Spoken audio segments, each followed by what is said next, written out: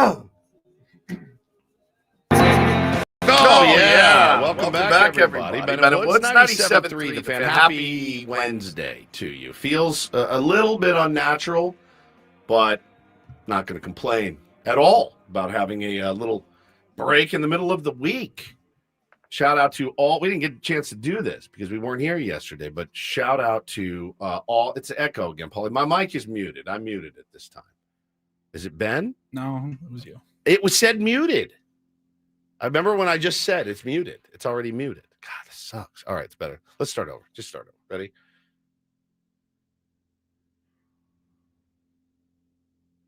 Three, two. Start the whole thing over. No, don't play the whole. Play the song whole thing. again. Don't play the whole song again. Thing. Long song. Is everybody in? The ceremony is about to begin. Wake up! All right. Too late to go. Welcome in, everybody. Happy Wednesday to you. Ben and Woods 97.3 The Fan. We're off and running on a Wednesday. We did not get a chance to thank all the veterans out there because we were here on Monday, and then we left. We have Veterans Day off. Thank you again to the veterans. You guys are amazing. We did it in our 6-second promo that ran at least 4 times yesterday. We did. So there you go. We did. And I mean, 100%. Thank you for doing all of the things that, well, we're not tough enough to do. I say it every year. I mean it right now. I absolutely. Hurts a little, but fair. It does hurt. My son asked me the other day, Dad, are you a veteran? And I go, no, I'm not a veteran. I almost was. I've told the story. I almost went into the Navy. He looked at me like I said, I used to work at a circus. He goes, what? And I go, I really was close, dude. I mean, I went and signed up, but I had a legal issue, and it precluded me from joining the literal Navy. And he goes, man, I didn't know that. I go, yeah. I said, look, at this point in my life, man, I was pretty lost, and I needed some direction. And my grandfathers were in the Navy, and I thought, this is my path. One of my fears as a child, as I knew I could not make it through basic training. You couldn't make it through the signing up, dude. I couldn't do anything. It's like, what happens if I have to go through this? Yeah, if I'm in the best shape of my life, I still can't do a pull-up. I could never make it through. By the way, I went down to the gym here last week, and I got half of one. And I'm not kidding. That's more. Nice. I got up and I went, oh God, I'm getting close. You're practically a Navy SEAL, Woods. I'm telling you. So I don't know. Look, I don't know how it would have shaken out for me had I actually gone and done it. But here's the deal. A lot of you guys actually did it. And so I certainly appreciate that. I'm Woodsy. That's Paul Reindl, executive producer of the program. Good morning, Paulie. Hey, how are you? Doing great. And Ben Higgins, your friendly neighborhood sports anchor, also not a veteran, but respects veterans very much. How are you, Benjamin? I'm doing well. It was good to see you last at the Craig Stammen news conference on Monday when we last left you. Yeah, we left you. The transition was seamless. I mean, seamless. It was great. Got down there, no problem. I kind of babbled on for that last 30 minutes. I talked to Tony Gwynn Jr., but that's good. I was describing what Don Orsillo was wearing. There's Don behind me in a brown and gold suit. He looks like he's ready to go. I was just trying to fill some time at the end of the show. Any chance that you get to do play-by-play, you'll take it. Exactly. Especially in front of the Padres brass who was up there. Here comes Dennis Lynn walking into the room. He's got a notepad, carrying his backpack.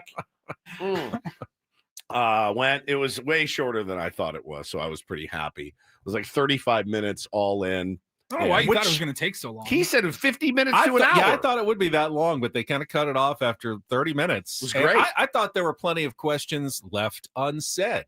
None of us raised our hands. We let it just go. But for any questions that may not have been asked, you might hear the answers to them later this morning. Yeah, 100%. Craig Stammen going to be joining us this morning at 8:35.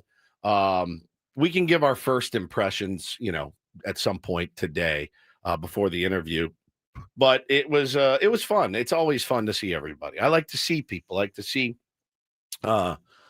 like to see those people up there that I really like and admire, like Jesse Agler. Jesse Agler's one of them. Anytime I get a chance to have a little FaceTime with Jesse Agler, That's a good day. Got to spend a little FaceTime with Joe Musgrove, which was pretty badass. Pretty badass. Big hug, dapped me up, and he said to me, and it freaked me again. It freaked me out to no end. Do you know this? Were you there? No, I was doing television at the time. I had a live shot, so I missed some of the chit chat at the end. So you were talking to Joe. So I walked up, and he goes, "What's up, dude?" and gives me the full bro hug, and I'm like, "Whoo, yes!" And I'm like, "How are you?" And he's like, "I'm good." I go, "How you feeling?" He goes, I'm great." He goes, "I'm throwing." He goes, "I feel great." And I go, are you chomping at the bit? He goes, "You have no idea." He goes, "I am like," he goes, "being away from the game, watching your boys do it." He goes, "It's like, you get that rush, that adrenaline. You can't mimic it." He goes, "Probably like when you guys do a big show." I go, kind of, but not really the same thing as pitching in front of 40,000 people. Like it's not the same. But he said, and then he stopped. He goes, "I was dying the other morning when I was listening." And I go, "Oh God." And he said, "When Hoffy texted you, and when Hoffy texted you, and that you ruined the Seidler the street Peter sign, Seidler Way street sign reveal, and they had to cancel the whole thing you, because of and when he got you, I go, God, and I started laughing. And I go, "You were listening to that?" He goes, "Yeah." And I go, "Dude," I go, "You heard me say I hate baseball players." He goes, "Man," he goes, "I know, like you always got to watch your back." I go, "Yeah, you always have to watch your back with these guys." So it was a good day. Like, it was a fun day. And then when we're walking out to the car, Paulie's like, "I'll see you Wednesday." I was like, "Yeah, I totally forgot." Like, I was like, you said, you're like, "All right, I'll call you later. I'll call you later. I'll see you in the morning." And I go, "I'll see you on Wednesday." I'll see you on Wednesday. Yeah. I was walking out with Jesse Agler at the very end. Everyone was gone. We were like the last 2 or 3 people there. And he told me he's got a trip to London planned to see his sister who lives there. Oh, I didn't know so that. he's on his way. Yeah, it's international travel season. That's where Mud was. He's in Italy nice. traveling. That's why we didn't see him there he is. on Monday. I wonder how many bits he does when he's over there. Oh, God. Who is this guy? Who is this They've bald? never seen anyone like Who's Mud. this bald lunatic over here doing bits? Then I hopped in my car, and because I got a surprise, they needed me to anchor the 4 o'clock news that day. I didn't have a dress shirt with me. So I went to the mall quickly, Fashion Valley. Oh, Fashion Valley. Yeah, Love Fashion Valley. I popped by Fashion Valley. Elite. I got Nordstrom. And I'll admit, I have a gift card for Nordstrom from some stuff that was returned. I thought, perfect. I'll just use that to buy a dress shirt. Shouldn't take me more than 10 minutes. I know exactly where to park. I walk in, go to the men's department, look for a couple of minutes. I have a lady help me. She has nothing in my size. I need an 1836. She can't find a single shirt in the whole store. In the back, she looks and we just don't have anything in your size. Really? All right, fine. It's a whole mall. There's a whole mall here at my disposal. What are you, Minute Bowl? Like, I'm looking. Okay, they got 30% off here. That'd be like $65, $70. That's fine. But no, they have nothing, and I need it today. I need to wear it. Yeah, you got to wear it. Fine. I have a whole mall at my disposal. You're gonna have to spend some money though. Now. Well, that's what I'm worried about. So I walk out and I just walk into the next department store. And I will admit, I didn't even look and see what it was. Forever 21. I just walked in the next door right across from Nordstrom. And the men's department, I see it right in front of me. I walk up, the guy says, "Oh yeah, 1836." And it's beautiful. "Oh, gray shirt, looks nice. That's perfect." I said, "I'll take it." And he says, "That's $880. And I go, "What? It's shirts. Does that come with a first class plane ticket?" "No, I'm not buying an $880 shirt." Oh my God. I was in Neiman Marcus. And apparently that's what shirts go for at Neiman Marcus nowadays. So I very humiliatingly said, "I'm in the wrong store. I'm very sorry." And just slunk right out of there. And walked across to Macy's and found one for $55, which worked just fine for me. Well, Calvin Klein, little shirt on sale. I was good to go. $880 for a shirt, a button-down cotton shirt. It wasn't made out of silk. It was just a regular shirt. Was it made out of like elephant skin or something? No. It's actually made out of tusks from. It's made out of pure alligator. What are you What are you talking about? I have no idea. I don't know. This can't possibly be the price of a shirt. Who? I don't care how ostentatiously rich you are. Who would ever pay $880 for a shirt? That's, wouldn't I pay mean, that- look, I wouldn't pay that much for my best suit. now A shirt. here's the problem though. It was Xenia, apparently. Xenia, Xenia. very nice brand. I don't even Very know nice. who Xenia is. Very nice brand. Very nice. But I would have 1,000% because of the shame bought it, worn it, and gone home and been like, babe, sit down. She's like, what? I'd be like, I screwed up. I screwed up badly. Paulie, you walking out or are you buying it? Oh, I'm walking out. Are you walking out? I'm buying it. And Really? I'm buying it, and I'm not.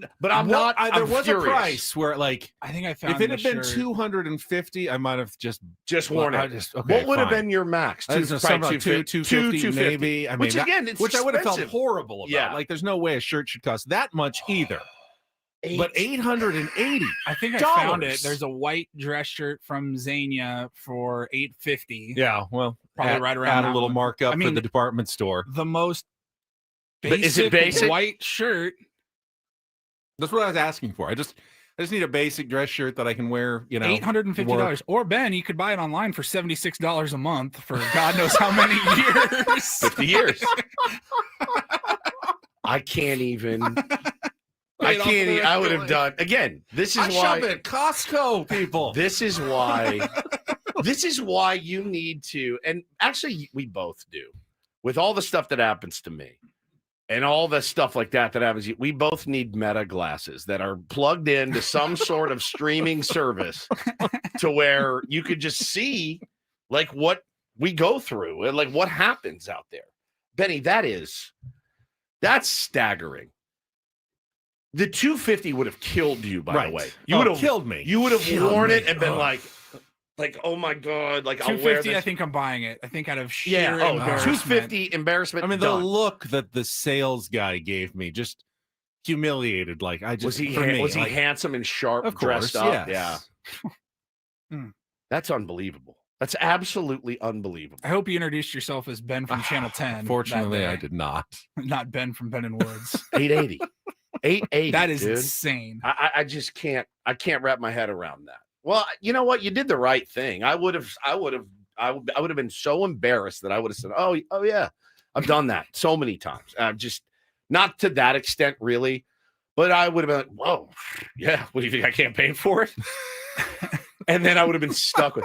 It reminds me of this. That's funny you say that. When I started dating my wife, I subscribed to this, and I can't even remember the name of it. She'll text me if she remembers. But it was this, I would get this box of clothes every month, and they were high end, like really, really high end. They send you the box, you open the box, and if there's stuff you You like, could return it. you could, yeah, So you keep it or return it. yeah, you keep it or return it. And they had the self, like you just slap the label on. It was very simple. And they sent you a box, and it was full of stuff. It would be, and they would mix it up. It would be shoes, a shirt, 2 pairs of pants, a belt. You know, you'd open the box and be like, yeah, I don't need an alligator belt that's $1,000. I'll send that back. But I remember I pulled out a John Varvatos sweater, and I tried it on, and I went, oh my God. I still have it, but it was about $600.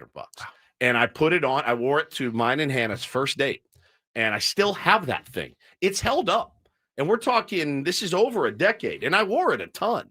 But I remember being like, hey, man, you're a DJ at an FM radio station. You're single now. You're in no position to be buying $660 sweaters from John Varvatos. But like I said, it's lasted all these years. And it's kind of like, I bet you that shirt would have lasted you till the day you died. Until I spilled something on it later in the day, like my coffee, which happens, you know, a lot of the time to shirts. So you can't stop that. No, it was not Stitch Fix. It was like Elisa says, it was like Stitch Fix, but bougie. It was very bougie. And I remember I only kept a couple of things, but I got a real charge when I would get that box and be like, all right, let's see what these guys have picked. You know, you put your styles into the stuff you like. I'm not good at going to Nordstrom's and buying clothes. I'm just not. Now you get this, you know, this job, bro, it's just sweatpants and a t-shirt every day. Thank God. If I had to go back into the working world, like where I had to dress up every day, I'd be a mess.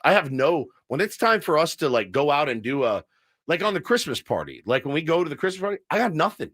I got nothing to wear. I don't have any like casual clothes, but $880, you can buy a whole outfit. You can buy a whole wardrobe. I can buy 3 or 4 suits at the men's warehouse for that. $200 suits.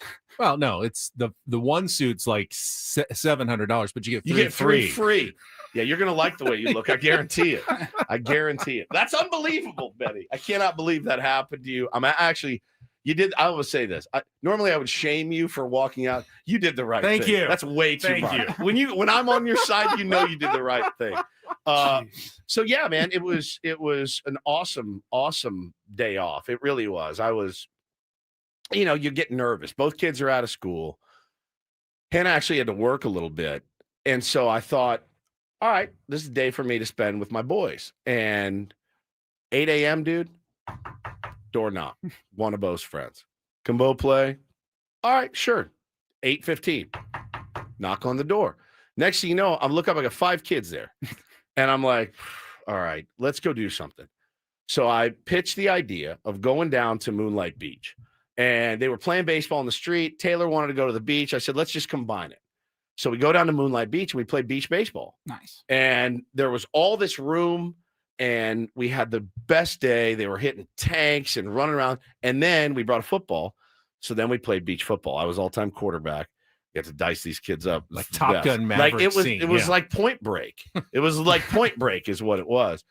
And we just had the best day. It was and the moms in the neighborhood were like texting me like, oh my gosh, thank you so much. And in my mind, I'm like, I like hanging out with these kids more than I like hanging out with anyone. With anyone on the planet. I love being with these little dudes. I've been with them since they were kids. I've coached them. They're my guys. But I had 5 kids in the car. Wasn't the safest bit. Luckily, it was only like a mile down to the beach. So went down there. Then we went to In-N-Out and got burgers and went home and ate them. It was such a great, great day. Just being with my kids and being with their friends. And Bo last night, when I tucked him in, he had tears in his eyes. I was like, thank you for being my dad. I was like, I told him, I said, I always wanted to have the house that everybody felt comfortable coming to. Like I always wanted to be that dad.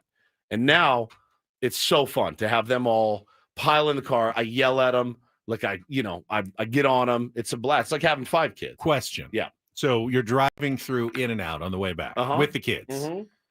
How are you doing? Are you taking all their orders? How is that? How is that working in the drive-through lane? So the original plan was this. I pulled in and there's, it's 30 deep. It goes pretty quick. It goes quick. It does. Yeah. And I go, all right, how many burgers do you guys want? Now they're to the point where you have to ask because they're like growing boys. They want 2. I want 2. I want lettuce and tomato. I go, no. I'm doing meat, cheese, and ketchup. That's what we're doing. We're doing meat, cheese, and ketchup. I don't like cheese, Bo. I don't like cheese. I want lettuce and tomato. This is what I was wondering about. I went through the whole bit. I go, he wants 2 with lettuce and tomato. He wants 2 with just meat, cheese, and spread. I'll just take 1 with ketchup only and keep it simple. He wants 1 with ketchup. He wants 2 with cheese. So I think I had 8 burgers, and that's all. I got like 8 or 9 burgers. They read it back to you, and you're like, yeah, sure. Yeah, whatever you say, dude. Is that your normal In-N-Out order? Just a cheeseburger with ketchup? What do you usually get? I usually get like the single meal. Single. But I didn't want to mess with. But do you fries. put anything else on it? Yeah, I do the lettuce and tomato. Lettuce, tomato, spread. Do you change anything that it? No, that it comes I take onions off. You take onions off. Onions actually, you have to ask for onions. Yeah. No, it's on the standard. I do both kinds of onions. Single. Well, they always ask about onions. I do both grilled and raw. And then I do mustard instead of the spread. Hi, I'm just a giant pain in the ass, Ben Higgins. They're used to it. They know how to do it. Paulie, what's your In-N-Out order? You're not doing that with 5 kids in the car, though. I mean, you basically did. If you said, "Hey, I want it with lettuce and tomato," you did it with everybody. 2. You did it. What's your order? Double grilled onions. Grilled onions, just as it comes. Yep. So it was kind of a pain in the ass, but I got well done fries for the first time last time we went. Can be good. A little bit different. These dudes were yelling, I want fries. And I go, you're not getting any of this. There's no fries, no drinks. You drink water at home. You don't need fries. But it was honestly like one of the better days I can remember. I live so And close. you were the only parent. I was the only parent. I'd rather it be that way. I don't need 5 parents lurking around, you know. No consultation None. necessary at that I'm point. the boss. Yeah. And you guys do what I say. It's great. It's great. And so it's fun, man. These are like my little guys, dude. So it was just a really fun, special day. And I'm sitting there going, dummy, you live 5 minutes from this. You could do this every day if you wanted. I go to the beach like once a year, and I made a mental note. Get your ass down there. You always feel better. You always feel better. When you go and you walk on the beach for 5 minutes, or you even breathe it in, you feel better. And I'm like, there's the prescription is right down the street. I don't have to drive 30 minutes to get to the beach and hassle with parking. Like, it's right there. And I go, we're doing this more. We're going to come down here. We're going to play ball. We're going to throw. We're going to run. Bro, you run around on the beach I was like, I'm exhausted. My legs were like on fire. I was like, this is a good workout. Like, but no one gets in the water.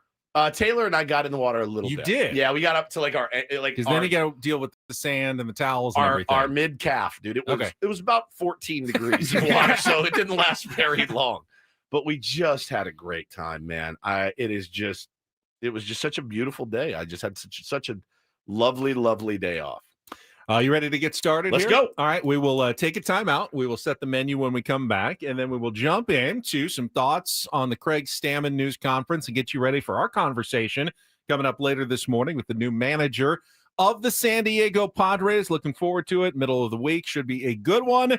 It's Ben and Woods. We'll check traffic and get going here on San Diego's #1 sports station, 97.3 The Fan. First, though, Woods and I telling you about trustandwill.com.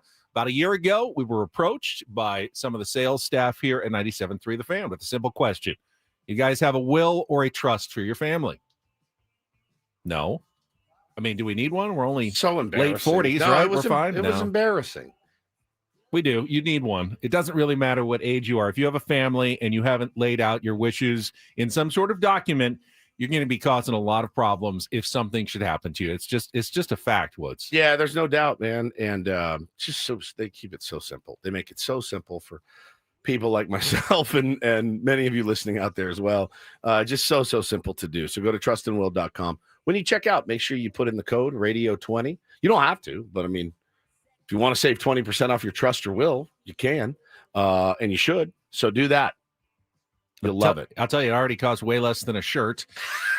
You can do like quite a bit less. You can do like a bunch of trust and wills. Yeah, you can do a lot of trust and wills for the cost of one shirt at that department store. If you don't have a trust really can help your family avoid probate court, which is a long, expensive process in which they may not have access to any of your funds after you're gone, but you can avoid that with a simple trust from Trust and Will. All online, no lawyer's office. Do it from the comfort of home. Answer some questions. Takes less than an hour. You've got legal documents. Just check out at trustandwill.com with code radio20. Get 20% off your trust or will at trustandwill.com.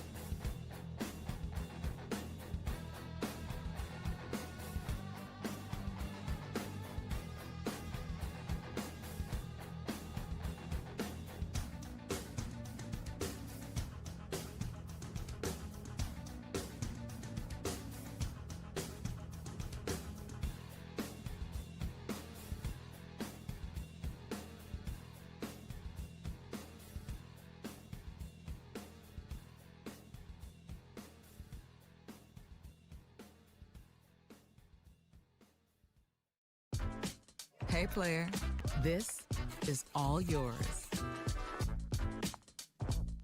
This room with this view. This speakeasy with this cocktail. Hey, could you make that too? The spa with this. Ah. And this pool on this roof. This is all for you. The all-new Humul Casino Resort, now open.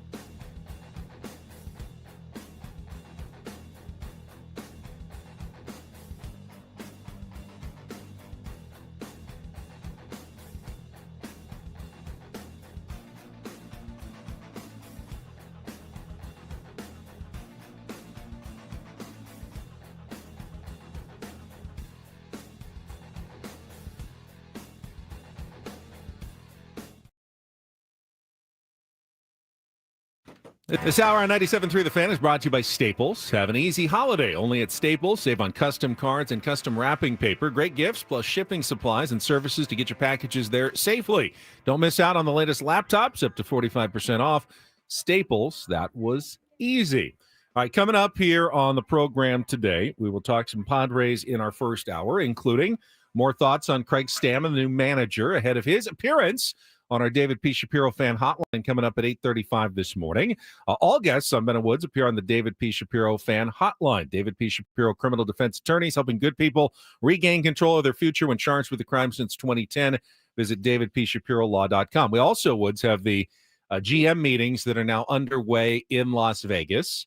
They are giving out all the awards. Awards season is underway in Major League Baseball as well. Yesterday was Manager of the Year, and we had the same winners as last year in both leagues. Stephen Vogt in the American League from the Guardians, and Pat Murphy from the Milwaukee Brewers in the National League, winning for the second consecutive season. Okay, deserving, I think. Certainly could make the case for either of those guys. I thought, again, it's a regular season award. You don't know what's going to happen in the postseason. John Schneider taking his team from dead last place in the AL East to first place in the AL East. It was a pretty big accomplishment. Now, then you stack payrolls next to each other and you go, oh, okay, well, Stephen Vogt, taking his team with a very, half the payroll, I guess. Fine, you got really no problem. The only thing that made me laugh over the weekend was somebody said, yeah, man, when you have half your bullpen playing FanDuel in the middle of games, you got to give it to the guy that's running that team. You have to do it. Anytime you have a chance to give it to the guy who just lost 2 pitchers for life, lifetime bans more than likely, you have to do it every single time. We also have some news on the Padres, or at least some rumors on the Padres coming out of those meetings. Kevin Acee is there reporting on what's going on. Some decisions on the Padres coaching staff, some offseason priorities for A.J. Preller, some rumors about players they might like to bring back. And it's not Dylan Cease. It's not Michael King that was rumored to be returning to the San Diego Padres as well. So we can go through some of the news and notes coming out of Las Vegas this week already. Okay, we'll do a news and notes segment. I want to respond to the news and notes now, but I'm not going to. Just going to wait on it for a second? I'll sit it out. All right, that's fine. And then we'll have our regular features on a Wednesday, including Don't Do This, Take on Woods, chance to qualify for the trip to Las Vegas. Our biggest fan contest coming up at 9 o'clock. We'll read another name. Paulie's got a round of report, and we'll take it to 10 o'clock this morning. But let's check traffic, and then we can actually jump into some of that news and some Craig Stammen talk on the other side here on 97.3 The Fan. From the 855 Get Ross Traffic Center, protecting San Diego after accidents or injury, here's Kelly Danick. Traffic is sponsored by the California Office of Traffic Safety and Caltrans. So far, folks are doing a pretty good job of staying out of trouble on our roads, guys. Not seeing any incidents, no accidents, no surprises. That last part meaning, of course, still going to see some of that usual slowing in the usual spots. Yep, looking at you, westbound 52 heading out of Santee, a little sluggish there. My mom, my dad, works for Caltrans. On the freeway, right next to speeding cars. Please be careful. Flashing lights mean move over. Brought to you by the kids of Caltrans. So you already know the Padres have a new manager, Craig Stammen. Did you also know they have a new associate manager? According to Kevin Acee in the Union Tribune, the Padres have promoted pitching coach Ruben Niebla to the role of associate manager. He will also remain the pitching coach. That was kind of hinted at the news conference when they talked about adding more to Ruben's plate this coming season. And I thought it was extremely classy of not only Ruben Niebla to be there sitting in the audience for Craig Stammen's news conference, but when anyone approached him that day and wanted to get some thoughts, he said, this is Craig's day. I'm not going to speak today about my role or anything else with the organization. The focus should be on Craig because Ruben is a classy guy. I guess I had forgotten completely that. I mean, AJ mentioned it when he started the press conference. Like, we were actually in a battle with Cleveland to try to acquire Craig Stammen. He ended up choosing Cleveland, mostly because of the chance to work with Ruben Niebla. And yeah, man, if the two of us are up for a job and you get it and I don't, of course there's going to be some hurt feelings. The feelings are a bit assuaged, a little bit. Is that the right way? Yeah. Okay. Carlos Assuage. The feelings are a little bit assuaged when they come to you and say, yeah, we went with Craig. Here's the reasons why. You're going to continue to do this, do it at a high level, and we're going to give you more money and a bigger title. Okay, that makes it a little easier to stomach. It makes the medicine go down a little bit better. Also, this is not a situation where they're like, well, we got to give this guy what he wants to keep him. No, dude. Like, you want to keep Ruben Niebla here. If you could sign Ruben to a lifetime contract, I think it'd make the entire city feel a lot better.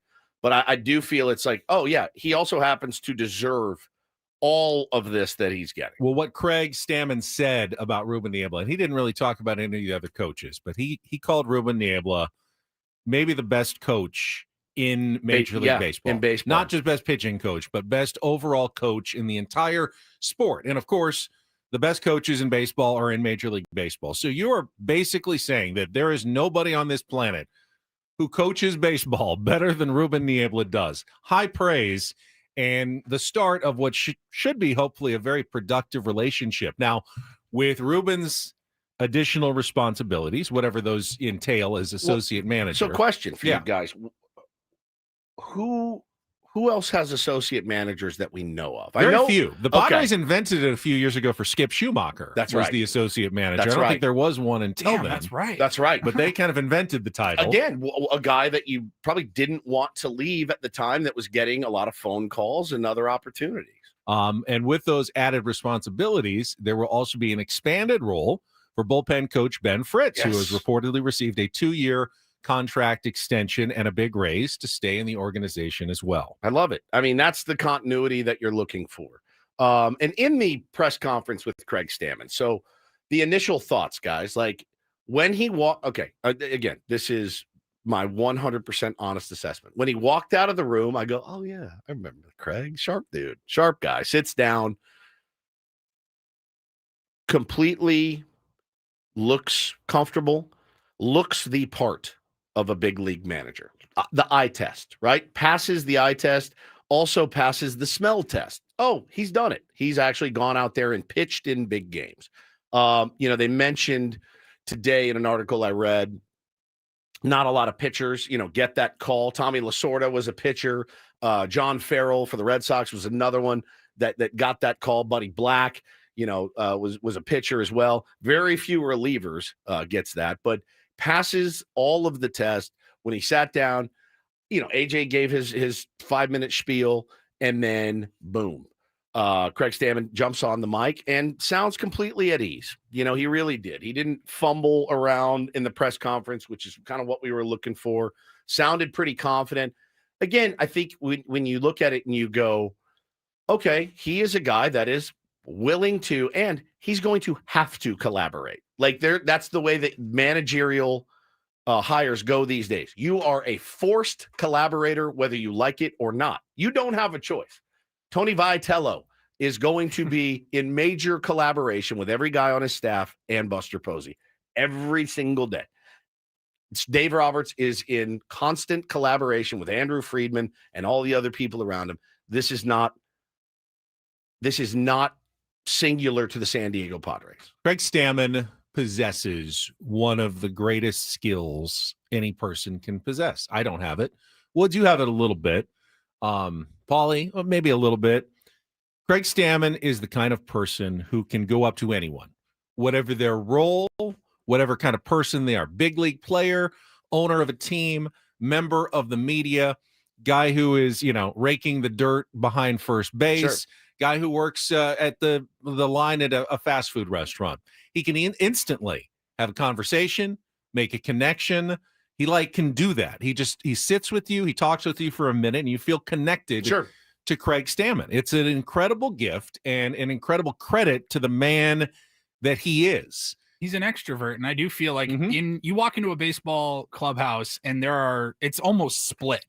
Introverts and extroverts. Yeah, and they actually split them in the clubhouse. They really do. A little bit. It's usually like the side of the extroverts are over here. Yeah, because they're all going to be goofing around, having fun. Yeah, loud, doing bits, snapping towels, and Right. playing grab But ass. some extroverts do it because they just want to kind of be liked by everybody.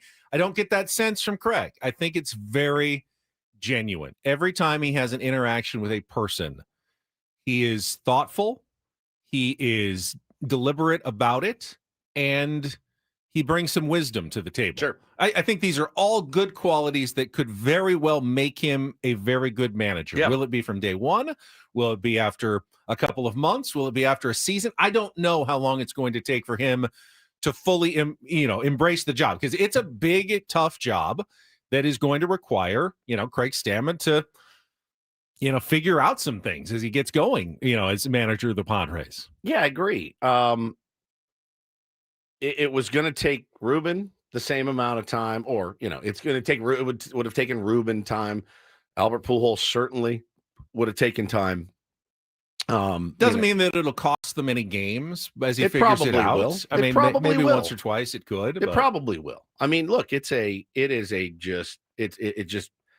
makes sense in that he is familiar with the organization, familiar with the principal party. So will he win 80 games or will he win 95? I got no idea. Neither does he. Neither do you listening. You have no idea. None. Nobody knows. Beauty of baseball. We're going to have to see how it plays on the field. Ultimately, he, like every manager, will be judged on his wins and losses and how he does in certain situations. So I'm cautiously optimistic, but I would have been cautiously optimistic about really any new manager they brought in. Because at the end of the day, you know what you need to win baseball games? You need players. You need a starting rotation. We don't have that right now. That's what you need. And if you give him those tools, could he screw it up? Absolutely. Absolutely, he could screw it up. But you can't win without good players. And, we've got some good ones. We need some great ones, and he needs arms. He needs an arm barn down there, and he needs a starting rotation that can get outs. That's it. My other big takeaway from Monday's news conference, and we talked on Monday morning about what question you want to hear answered, and I wanted to hear the evolution of how Craig Stammen went from guy who was helping interview candidates to candidate himself for Padres manager, and that story was told that AJ Preller essentially, almost sneakily, kind of always wanted Craig Stammen to be a candidate for manager, thought he was probably maybe the best candidate right from the get-go, but wasn't sure he could convince him to do it because of his young family, because of the fact that they are based in Ohio and have to move to San Diego full-time. And after the process started, AJ kind of interjected and said, I would really like you to think hard about this and perhaps throw your hat into the ring to be the manager of the San Diego Padres. Yeah. And of course, Craig talked about it. He did. He prayed over it. He fasted for 24 hours, didn't eat to help him make the decision. His wife got on board and said, no, we should do this. You should do this. This would be good. And they decided to, become a candidate. And after that, it sounded like it went fairly quickly. And what struck me, though, is that talking not only from hearing the press conference, but hearing what Eric Grupner said. I talked to him briefly afterwards, talking to Josh Stein, and just getting the sense of how it went down. This is who AJ wanted to be the manager. Yes, Eric said that. This is very much AJ's selection. AJ is still very much in control of baseball operations of the San Diego Padres. So anyone throwing out the conspiracy theories about AJ's lame duck contract status, is he has one foot out the door, they're not going to bring him back, that doesn't really make any sense. You don't give that guy complete and full control on hiring a manager, which looks like they did, even though Eric Grupner and John Seiler and Josh Stein were all part of the process. This is who AJ wanted to be the manager of the San Diego Padres, and they all thought AJ was right about that decision, and they went with Craig Stammen. Yeah, I didn't see anything in there that leads me to believe that he can't win baseball games. I didn't see anything in there that made me go, wow, he's definitely going to win baseball games, right? Again, if you're dumping on Craig Stammen now, you're just trying to be negative. You're just looking for a reason to be upset. There's zero reason to be upset about the hiring of Craig Stammen. There really isn't. And I know what you're saying, Woods. I don't know that he's going to be a great manager, but who did you want that you thought was going to be so much better? And why? Yeah, make it make sense then. Why are you mad at Craig Stammen? Would you have been happy with Ruben Niebla? Right. Would you have been happy with Albert Pujols? Right. And why? Why would you have been happy with those guys? Because you can't tell me that you know for a fact they're smarter, better managers, whatever, than Craig Stammen would be. All I know is that every single person that I have talked to has the utmost respect for Craig Stammen. Yeah, again, the relationships that he's built, that's great. That's absolutely great. Nice guy, absolutely. Family man, absolutely. Wants that family feeling and culture in the clubhouse. Great. I love that. Can he get players that can help him win? That's what it 1000% boils down to. Can you get good players? Can we attract players here? Can we be creative on how we get some better arms here? Can we fix a very, very low-rated offense? I'm not going to turn to a relief pitcher much to ask for offensive help. That hire needs to be a good one.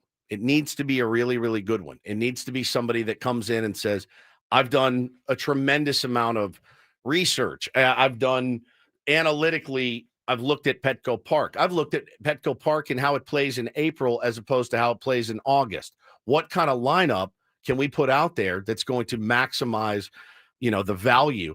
How does Petco Park, How do we make it a home field advantage other than the 40,000 people that sell it out damn near every game? How do we make it a home field advantage for us? How do we take advantage of Petco Park and the Cardinals can't when they come in? We got out homered at Petco Park by our opponents this year. That can't happen again. Would like a random unknown hitting coach shock you and maybe cause for outrage maybe even more than the managerial hire? For me personally, you want an established, they've done this before. It's not, Craig Stammen's hitting coach from college that he stayed in touch with, and he's got some really great ideas, even though nobody's ever heard of him. Like, how would you feel if they made one of those hires? Not great. You want like the established? No, they have done this. No, I want. No, I mean that's what I'm saying. You want the name, like you. No, you. I want somebody that is very adept at the new way of hitting. That's what I want. Personally, I don't know that it will happen. I mean, like you look around baseball, you saw who the Nationals just hired like a 30-year-old to be their pitching coach. Again, Driveline's not the end all be all, certainly, but man, they know what they're doing as it pertains to, David Popkins from the Blue Jays. He was a Driveline guy. The Kyle Bodie coaching tree is starting to infiltrate baseball. No. There's a reason. It's not because those guys come cheap.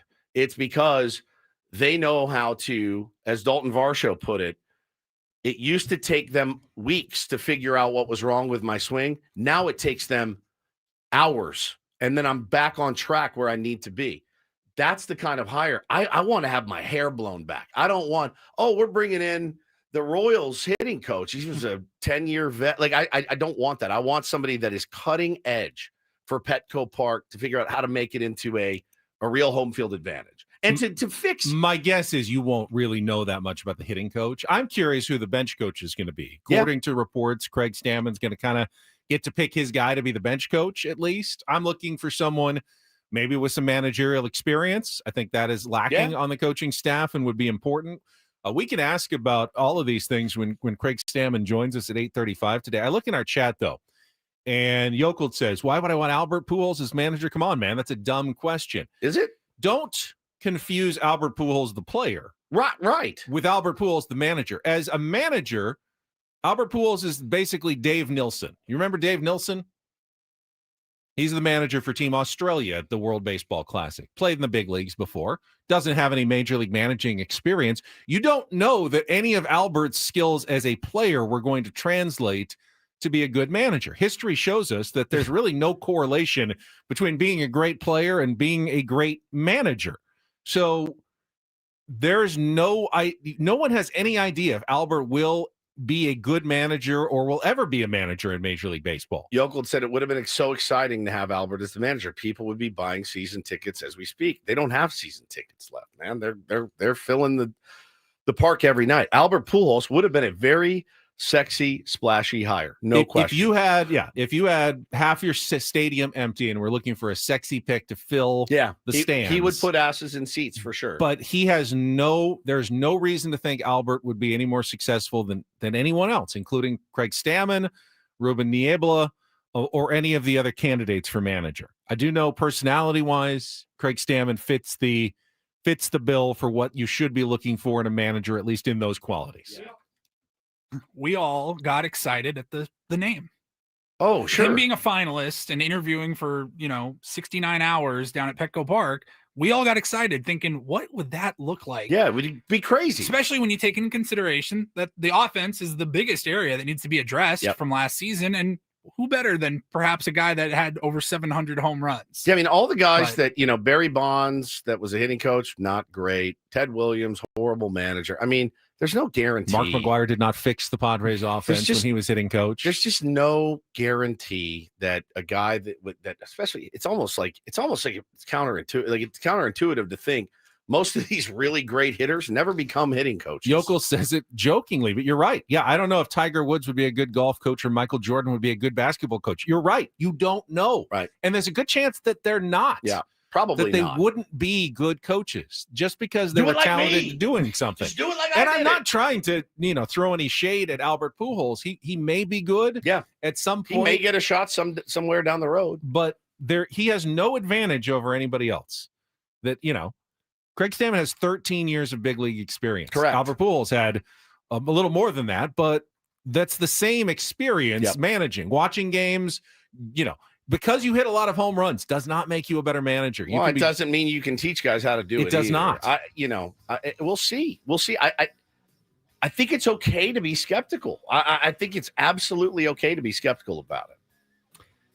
Are the Padres looking to bring back one Luis Ariz? The new report that's out this morning from baseball's general manager meetings. We'll talk about that coming up. Hour number 2 of Ben and Woods on the way on San Diego's #1 sports station, 97.3 The Fan.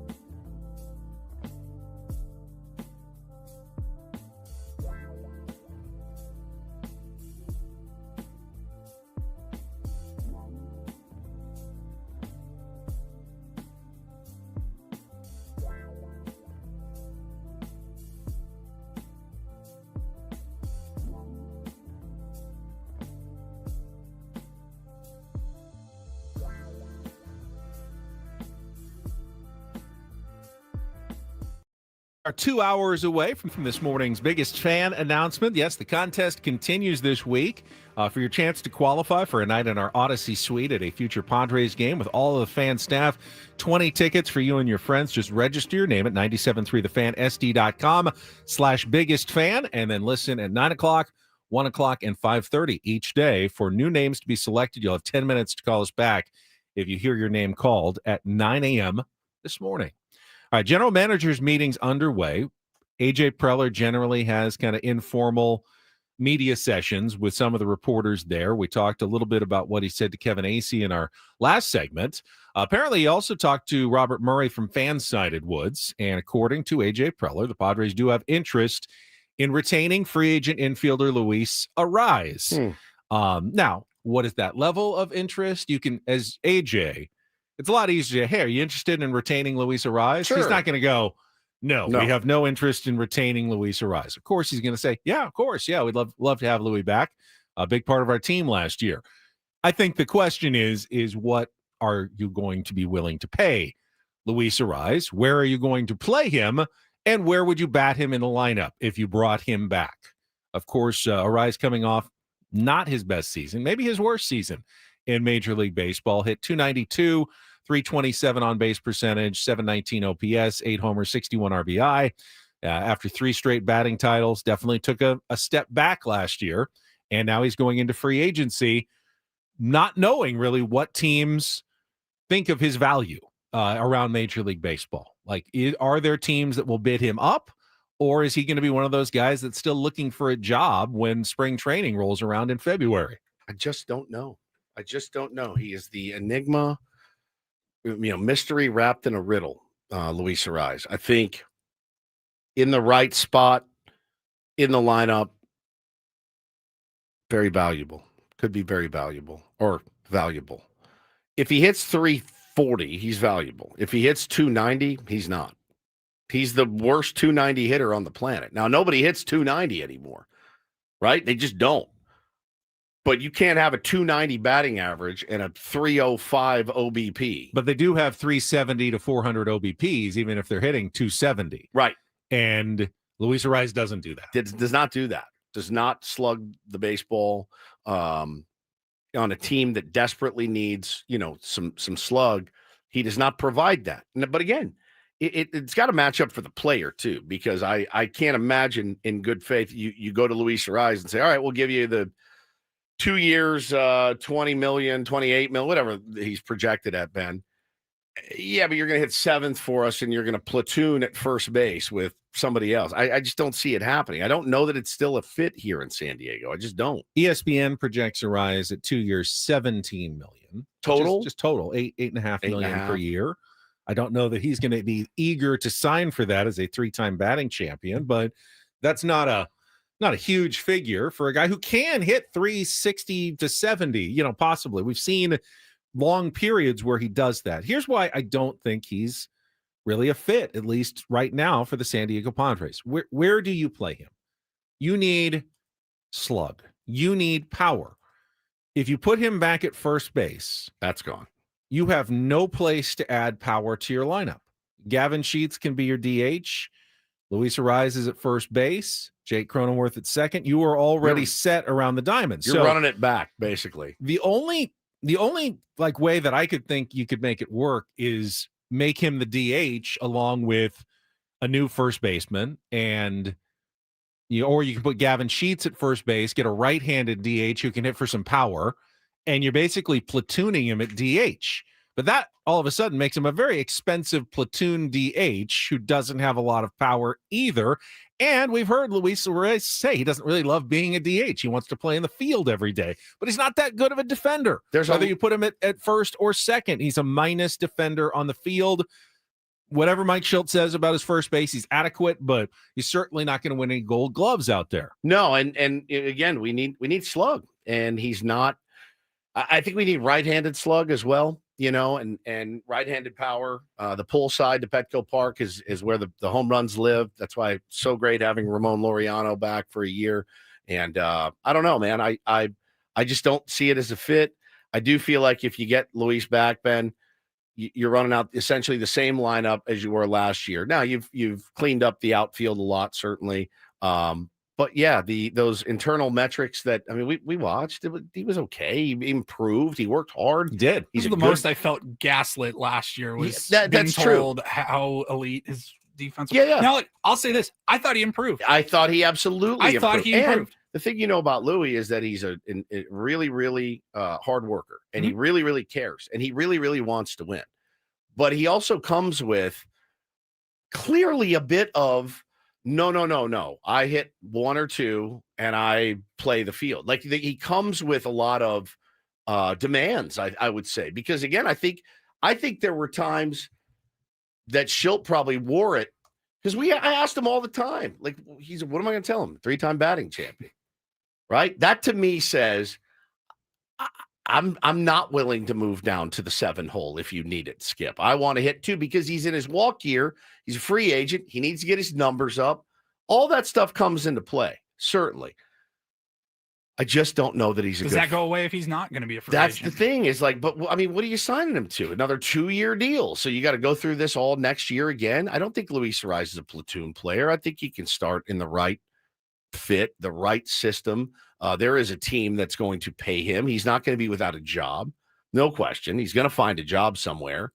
I just kind of feel like he's going to go where he gets the best offer. And the best offer certainly should not come from the San Diego Padres. It should not. If the best offer, he can love it all he wants. You know, the guys love him. That's absolutely true. They love him. They love having him in the clubhouse. His electricity is great. But the best offer should not come from the San Diego Padres. If it did, I think that's a mistake. There's a bit of a philosophical question about Luis Ariz as well, because you said, well, you know, he definitely, you could tell, wanted to hit near the top of the lineup. He wanted to play in the field. I heard that the day we acquired him. Yeah, and you can read that 2 different ways. Either he's kind of a diva, things have to be his own way, or you can view it, I think, the way he views it, and that is, I just want to be at my very best to help my teammates. Correct. And I feel like I'm at my very best when I'm hitting, near the top of the order and I'm playing in the field. Why would I want to be at less than my best? I'm here to help my team win, and to help my team win, this is what I think is best for me. Is that selfish or is that unselfish? That's the philosophical question. Because if you're doing it and you genuinely just want to be at your best to help your team win, that's the ultimate team, right? You're the team guy. But when you all of a sudden start pigeonholing yourself and like, yeah, but I don't think I'm going to be at my best if you put me at the 7th hole. If I have to DH. I give a lot of credit to Xander Bogaerts, though, because when they signed him, we had him on in spring training, and he's like, nah, I got to hit in the 2 or whatever it was. I can't remember exactly what he said, but that's where I get my numbers. I think he said, I like hitting in the 2, but I don't get my numbers. But I don't get my numbers, and I want to get my numbers for the team, so they should put me somewhere else. Correct. He said, I love hitting in the 2. The dude hit 6th last year. But I don't produce 7th, for the I think. I don't produce as well for the team there, so they should put me somewhere else. It's just weird. They had no problem moving Xander. Is that selfish or is that unselfish? The way he said know. I didn't take it as selfish. I didn't take it as selfish. Either. But what I did take it as is, it's not selfish. This is what I'm used to, and this is frankly what I want. I want this. What's best for the team? If he said, I know my numbers aren't great, but I'm the 2-hole hitter, that would be more of a red flag. It's essentially the same thing, though. I don't get my numbers unless I hit in the 2. But says I got to hit you in the 2. But isn't a player getting their numbers almost always going to be good for the team? Right. Like if you think you're going to get better numbers somewhere else, then shouldn't you want to play there to help the team? That's the thing. Is it diva or is it good teamwork by doing that? And Xander was excellent the second half of the season, as K-Law says, 100% carried this team for some stretches, certainly.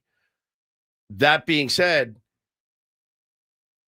the attitude, I think a lot of, especially baseball, because the lineup construction's, some people value it so much. Some people say it doesn't really matter as long as everyone's producing. Then who cares where you hit? And that's fine.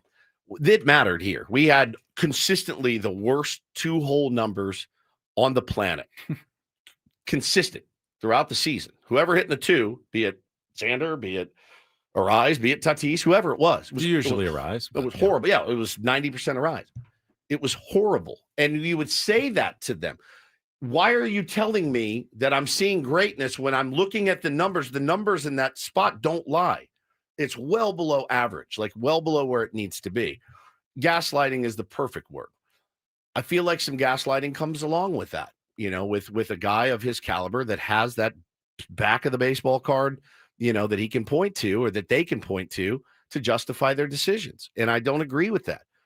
I am also not foolish enough and think that this is such college baseball, high school baseball, that you're going to get 6 guys walk into the locker room and go, whatever you need me to do, I'll play wherever. Now, there are plenty of guys like that.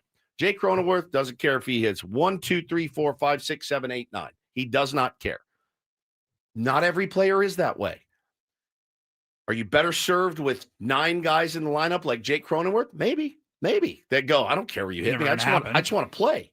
It's not going to happen. It's the big leagues for a reason. The other part of the equation is if the Padres have a 2-year, $17 million contract to throw around, and they will spend some money this offseason. The reporting is they don't have a choice. Don't expect them to be at the top of the market and go for a Framber Valdez and a Kyle Tucker, but they're going to spend some money.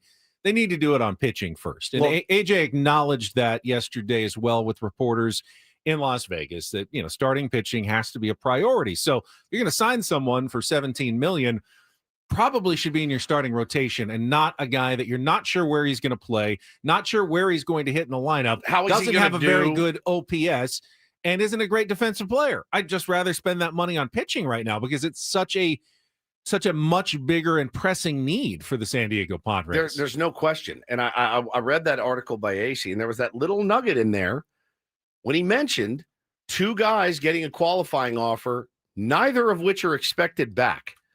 That bums me out. That Michael King is, I'm not saying he's not a priority, but I don't know what his ask is. I don't know what he's, planning on asking for, what he and his agent have decided.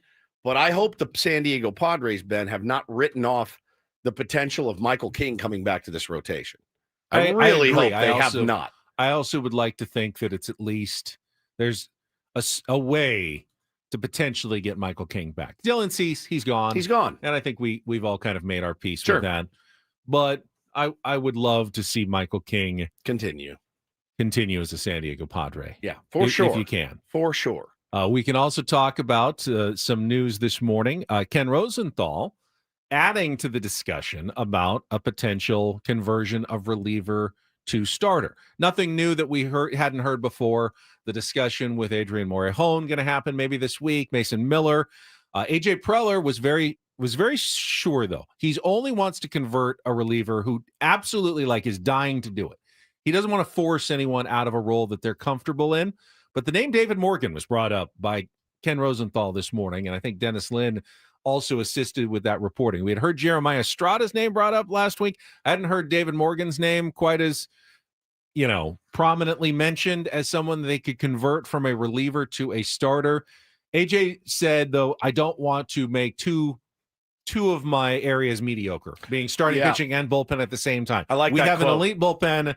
At least I know we have an elite bullpen. If I start taking too many guys from the bullpen, we may just end up with a mediocre bullpen and mediocre starting pitching, and that's not what he wants to do for the Padres.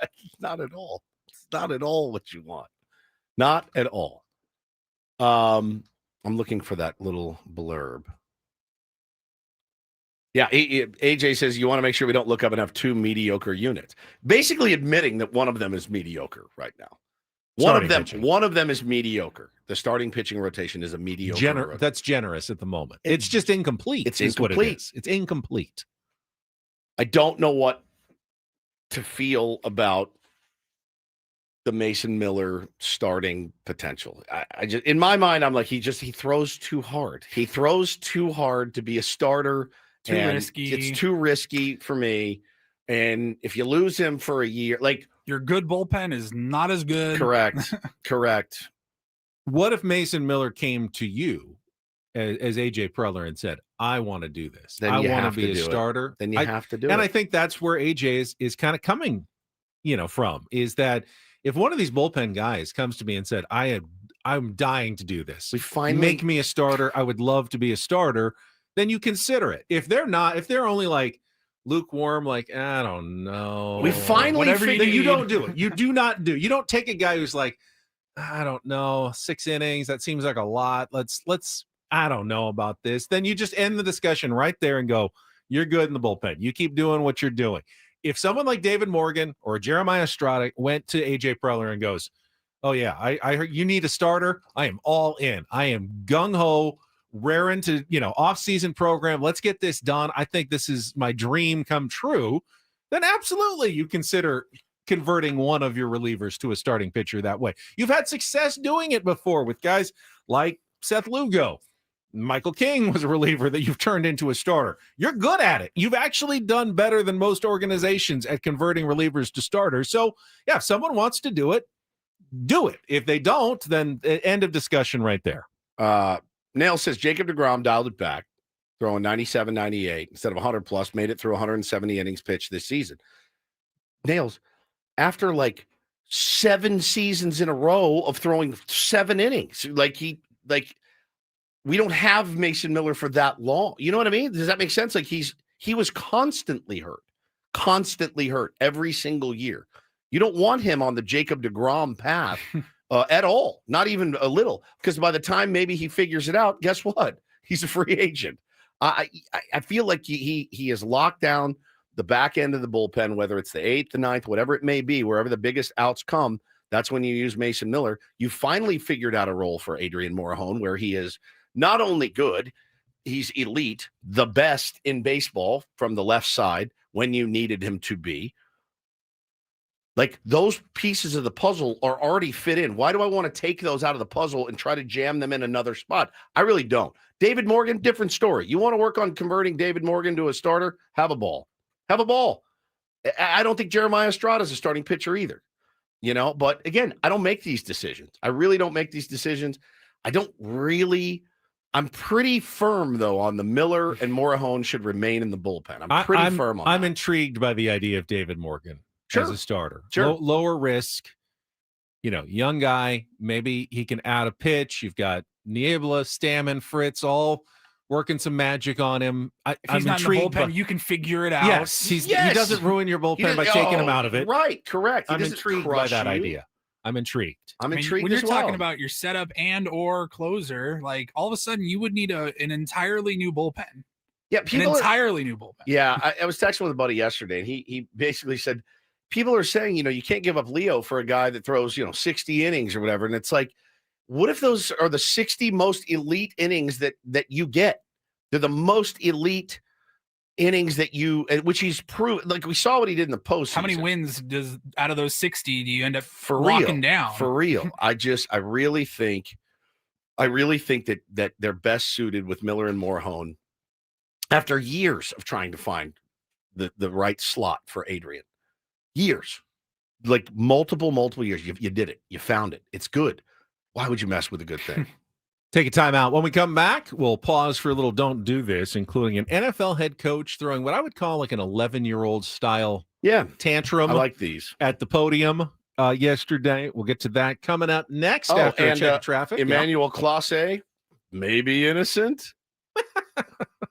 This is a new one. All right. Well, we'll listen to the arguments coming up next here on 97.3 The Fan. Gambling problem? Call 1-800-GAMBLER. GEGE 000-466. For a full list of games and rules, play at 7 Mile Casino. Visit 7milecasino.com. Did someone say Class A? Because 7 Mile Casino is a Class A place to play very, cards. Very Class A. Very Class A. You would have been better off there than anywhere else. Yeah, that's actually legal. You're allowed to go and do that. You can go sit down, play some California-style blackjack, some Pai Gow poker, some baccarat. You can play some California-style blackjack, which is personally my favorite game. But yeah, they got everything you're looking for at 7 Mile Casino. Ben. It's airy. It's got windows. There's no slot machines. There's no smoking. It's clean. The dealers are friendly, professional. They know how to treat players well, high-limit players, even spreading. Great games at 7 Mile Casino. Plus, you've got the other side of 7 Mile on the left side. That's Sammy's Sammy's Wood-Fired Pizza with the 24/7 players menu. Great all-day options for dining, including the award-winning weekend brunch coming up Saturday and Sunday from 9 a.m. to 3 p.m. So many different reasons, Woods, to head on down. Yeah, no question. Best park, guys, just 7 minutes from Petco Park. Anytime you're downtown, you look up 7 minutes away, 7 Mile Casino. So whether it's lunch, whether it's cards, whatever you want to do, check it out for yourself. 7 Mile Casino, just 7 minutes from downtown.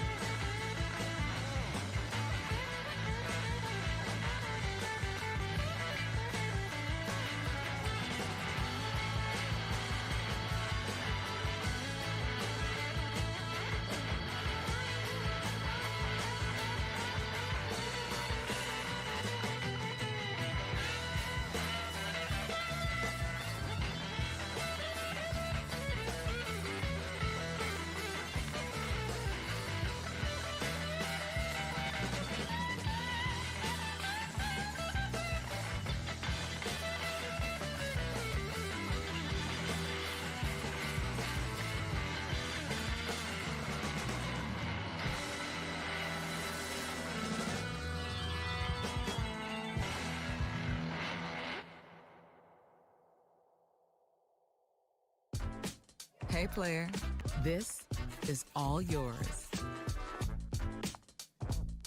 This room with this view. This speakeasy with this cocktail. Hey, could you make that too? The spa with this. Ah. And this pool on this roof. This is all for you.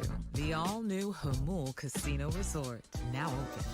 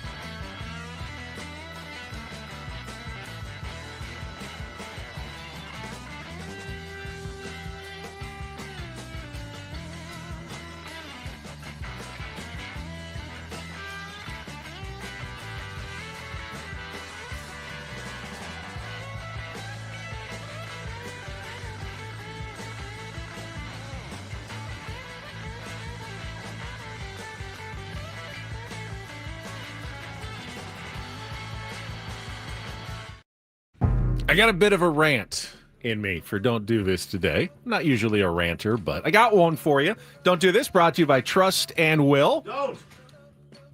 What was that? Don't. Turn on your microphone. You're back. Don't. Leave your entire estate, house, kids, and life savings up to chance if and when you die. Do. Set up a Trust or Will online at trustandwill.com. This is a lot more affordable than you think. Visit trustandwill.com for more info. I'll get us started because I do have a do this, but I think it's going to make people mad. But you were in the bathroom and talking to our boss, Michael, the whole break, so we didn't really get to discuss it fully. But I will start with the story out of the New York Jets. Now, it started with ESPN Jets reporter Rich Shimini sending out a tweet that said, bad news for the Jets offense. Wide receiver Garrett Wilson expected to miss at least 3 to 4 weeks with a knee sprain, source says. Good news is no surgery, just rehab. Just a nice little bit of Jets reporting by a Jets reporter. Seemed fairly innocuous until Jets head coach Aaron Glenn took the podium yesterday for his regular Tuesday update with the media. I'm going to pass on talking about injuries. Since Rich, he's not here, has all the answers, so you guys can get all the injuries from Rich. So I go right into this game. It skips to the end. Or is that not something you want to ask Rich? Oh my God. Well, I'm telling you to ask Rich. Well, you better call him. No disrespect to you or Rich, but we want to hear it from you. You guys have been here. You guys have been hearing from me, but now since we're just reporting stuff, that I haven't said, then maybe you should ask him. Thanks, everybody. See how I'm doing. Wow. Oh, the old thanks, everybody. One student acts up in class and we're going to punish the entire classroom. Oh, I was that student. I'm sorry. I'm sorry you guys had to do extra work. Here's what I hate about this. First of all, Rich just doing his job. He got a source from inside the organization who told him some injury news about Garrett Wilson. Aaron, you're the one with the leak. It's not Rich's fault. You should be blaming yourself, your own coaching staff, trainers, whoever who's giving out that information. And the people you're punishing is not Rich, who already has the info, and not your own team, who's the one that's leaking it out. You're punishing all the other reporters who are also just trying to do their job, who can't ask Rich. He's a competitor. He works for another outlet, and you're telling them, why don't you just go to Rich and ask? He has all the answers. No, they're all trying to do their job, and you've decided to punish just the group of people who had nothing to do with this at all. All the other people who you're mad at, your own team, your own Rich, the reporter, you're not doing anything to them, just the other people. And because you're petulant and you're mad and you're acting like a 10-year-old. Nice job, Aaron Glenn. Somebody said in the chat, can't wait for Stammen to say, go ask AC. Get you about. I don't see Stammen saying that, but I can't imagine it. I can absolutely I can imagine a former manager saying that 1,000%. I bet he says ace. Ace, man, you got really mad about that. You were passionate. A little bit of a rant there bothered me.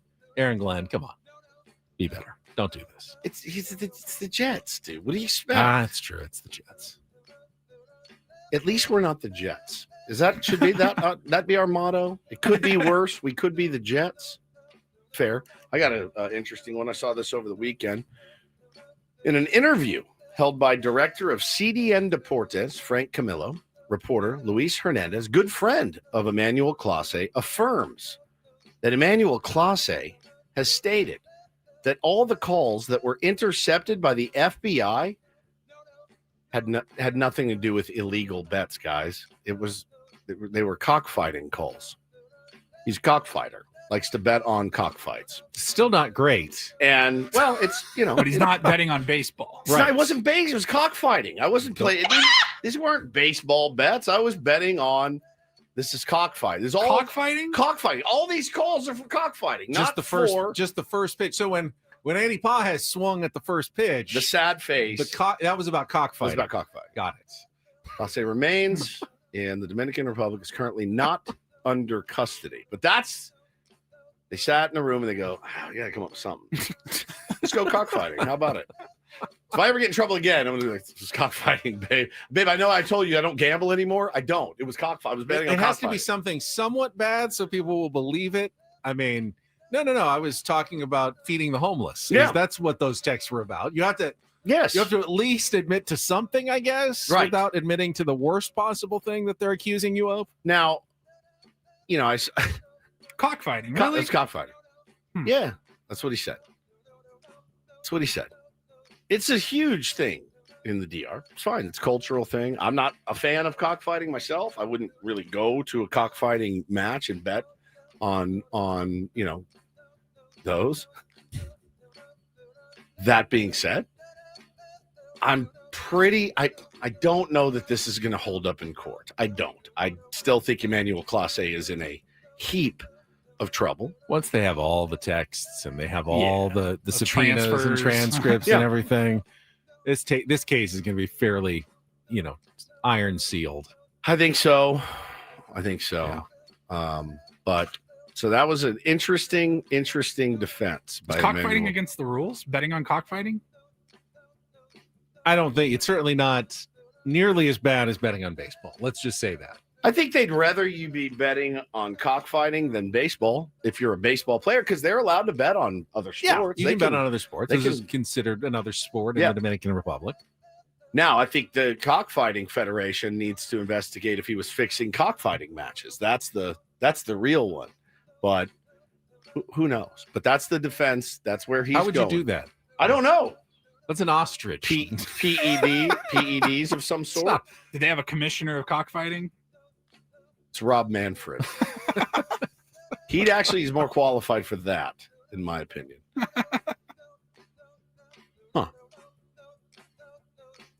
All right, finally a little do this. DD mega doo-doo. Probably more aggravating than do this, but this was from Jesse Rogers, ESPN, one of our favorites, tweeted. The first important news from the GM meetings here in Las Vegas. Oh, boy. The Padres. How dare you do this, Won the man. inaugural front office pickleball tournament last night. They beat the Dodgers to take home the hardware. Finally, we slayed the dragon. The Padres have slayed the dragon again. I'm sure everyone is thrilled that we have Did you the really best do that as a do this? I can pickleball. stab you I right mean, is now. it- would you rather have them be bad pickleball players? I don't know. Now I know why during the commercial break, Ben goes, I have a do this, but I was going to run it by Woods, but I don't know where he is. And I'm I glad don't, you I don't didn't. know it's going to make anyone happy. Well, like as Cole says, a dub is a dub. The Padres have slayed the dragon again. Was it extra sweet? Whoever was in it. Who was Is it extra sweet because it's against the Dodgers? Yeah. It meant everything. And to I don't me. know who was playing. I don't think AJ is a pickleball player. He plays pickup basketball.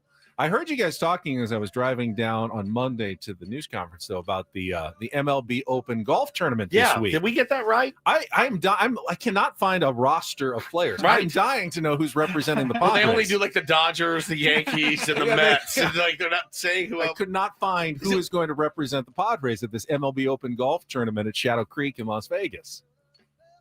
Would you guys rather win the pickleball tournament or the Vetter Cup? I'll take the Vetter Cup because it's actual Major League Baseball wins. Are you saying you'd rather have had them lose to the Dodgers in the pickleball tournament? Yeah, we'd never hear the end of it from those clowns, man. It's a no-win situation. You lose to them, they will brag about beating you. You win, and they will say they make fun of they'll you make for fun of win- you yeah. for great. You won the pickleball tournament. Great. We'll just take our second World Series trophy in a row. It's one of those stories that came out this weekend that I read and I go, oh God, don't read it. Just don't read it anymore. You're just gonna get mad. You're gonna get mad. Again. We got him. I'm embarrassed. I guess that's don't Yeah. do this. I'd for rather they have Wednesday. been betting on cockfighting in Uh-huh. Las Vegas, to be honest. That was Don't Do This Oh. with Ben and Woods on 97.3 The Fan. Congratulations to all involved. I'm sure it was a hard-fought match. We've been talking about potential free agent targets for the Padres for really the last month. What about trade targets? We've got a list of some of the players that could be on the block this offseason. Do any of them interest the San Diego Padres? Do they have a package that they can put together to acquire any of these players? We will discuss coming up next year with Ben and Woods on San Diego's ¡1 sports station, 97.3 The Fan. Well, if I know anything about pickleball, as I have played a little bit, I played a little bit at my in-laws' house. I got to tell you, I know it's easier on the joints than tennis is. I know that. Still hurts though, right? Like it's still, you're out there banging around. If you are a pickleball player or if you are a tennis changing player, of directions. yeah, changing directions, all that. Like you get old. I had a hard time jumping on the trampoline when I was at Taylor's 17th birthday celebration. It's hard on your joints, man. If you woke up this morning with pain in your knees, pain in your ankles, pain in your shoulder, your back, your hips, go see my friends at QC Kinetics, meet with Dr. Jackson and his staff. You can at least call and get a free consultation right now. Okay, 619-614-PAIN, PAIN. Get back to doing the things you love, whether it's swinging that pickleball racket or the tennis racket or the golf club, whatever. Just remembering how to feel alive again. I am a client. I will be a client forever. As long as I have joint pain, I know exactly, if I get it, I know exactly where I'm going. Place has been a total game changer for me. Couldn't be happier with the results from QC Kinetics. A couple different locations for you, one in Hillcrest, one in Torrey Hills. Highly recommended. Highly recommend.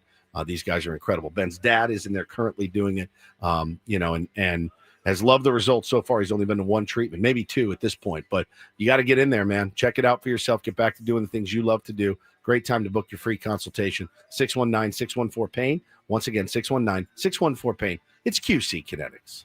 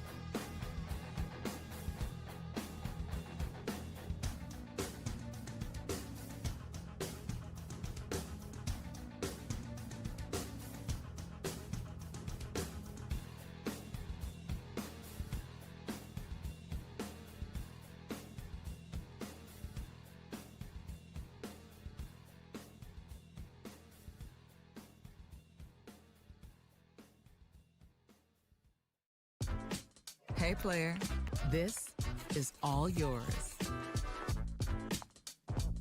This room with this view.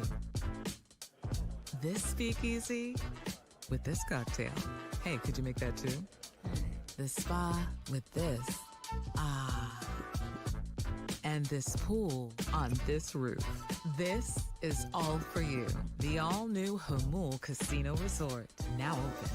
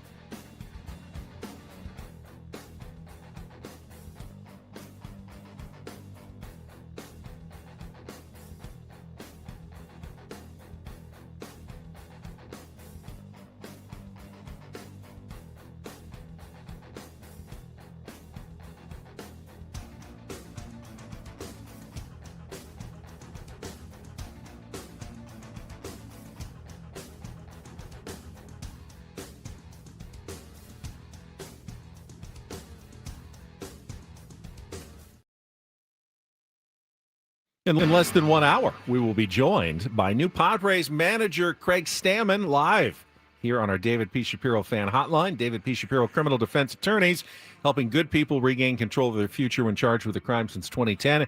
Visit davidpshapirolaw.com.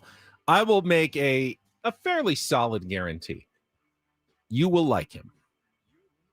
Yeah, I think that's absolutely fair. You will like him. If you haven't It's if you tough haven't not to heard, if like. you weren't watching the news conference on Monday, you don't really know much about Craig Stammen. At the end of the conversation, you will come away going, like that dude. Does that mean he's going to be a successful manager, Woods? No, we don't know. But you will like him. You don't know either. Very easily liked guy. Yeah, likable dude. I wonder if he's mean enough. I was going to ask him about that. Yeah. I mean, he's incredibly kind, nice and polite. Yeah. And kind. What happens when you have to Midwestern AF. Yeah. Scream at a manager? Because that's part of the job, or in an umpire. Yeah. That's part of the job. Every once in a while, you got to go protect your players and scream at an ump. I was maybe cuss them out a little He's bit. probably never been ejected from a game, has he? I don't know. Let's ask him. Certainly would doubt it. I want to ask him. As a relief pitcher? Has he ever been ejected? Do you have to have red ass to be a manager? Yeah, you got to have some. Yeah. He's competitive. Oh, 100%. Very competitive. Maybe he just channels it differently than, other people do. But you don't want, Andy Green yelling, "You go call another call wrong." Why don't you just go make another bad call, Joe? It was terrible. It was the worst chatter I've ever heard in the dugout. And I play adult league. Even Ben, if he was given the opportunity, would have to get a little spicy. How spicy? You wouldn't even say hell on the air the other day. But You I said, would. what the H? Remember that, but Paulie? if I was screaming at an umpire, I'd probably have to suspend the rules. What would you say? Like butt? Oh, I'd probably curse. Would you say like you do it in raps? Like, that was a terrible call, bitch. Like that. Would you do it how you do that? Yeah, maybe. Yeah. That's my favorite, is when you Don't worry, I'm leaving, Joe. You can go call another call. Okay, I will. See you later, Pipsqueak. The worst chatter I've ever heard. Do one more time. Don't worry, I'm leaving, Joe. You can go call another call. Okay, will do. Joe West is sitting there like, Joe West, who are you? Go call another call. you can go call another call wrong. That's when he lost me. That's when I was lost officially. Actually, I have the full. This was June 18th of 2018. So Okay. it would have been June 17th is my guess.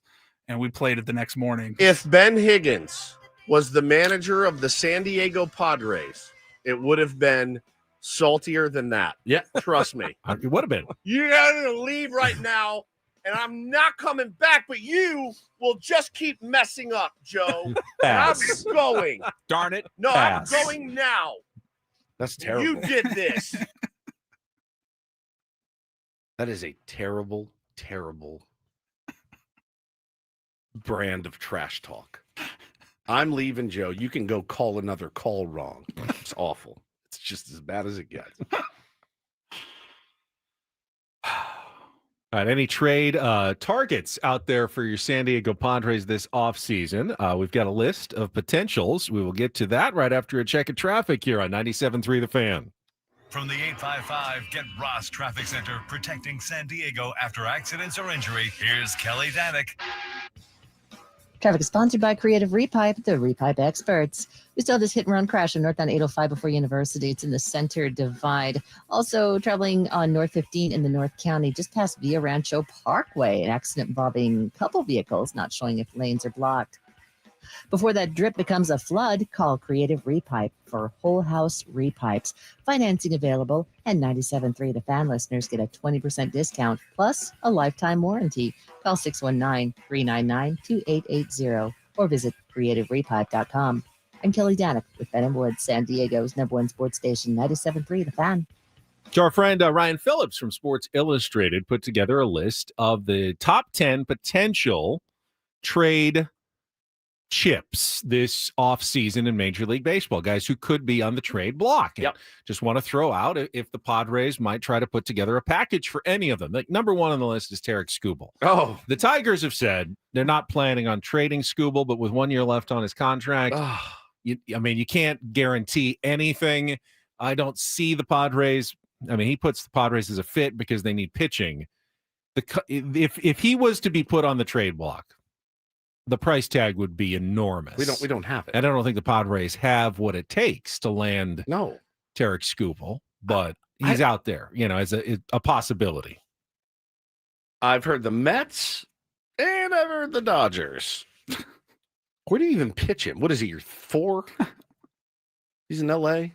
Yamamoto, Snell, Skubal, Glasnow, Shohei is your 5? Just because he hits? I quit. I'd rather not. think about that Yamamoto, scenario. Glasnow, Snell, Yeah. Skubal, Ohtani. Number 2 is Jarren Duran. Now, the Padres are not reportedly in the market for an outfielder. With Ramon Laureano back, the outfield is set, but we also know that AJ has coveted Jarren Duran in the past. Is there a possibility that they could work a trade that includes a major league outfielder? He's not. I don't see it happening anymore, but he's one of those guys. The Red Sox definitely have an extra outfielder and have discussed the possibility in the past. Yeah. We talked about him a lot this Talked time about him a last lot. year. He was the number. Again, keep focusing on the wrong target that AJ Preller allegedly is in love with, and they never come here. The guys that you actually expect that they're gonna pull a deal for, they never end up here. It's random people that you're like, oh, okay, I didn't even know Mason Miller was available. That end up here.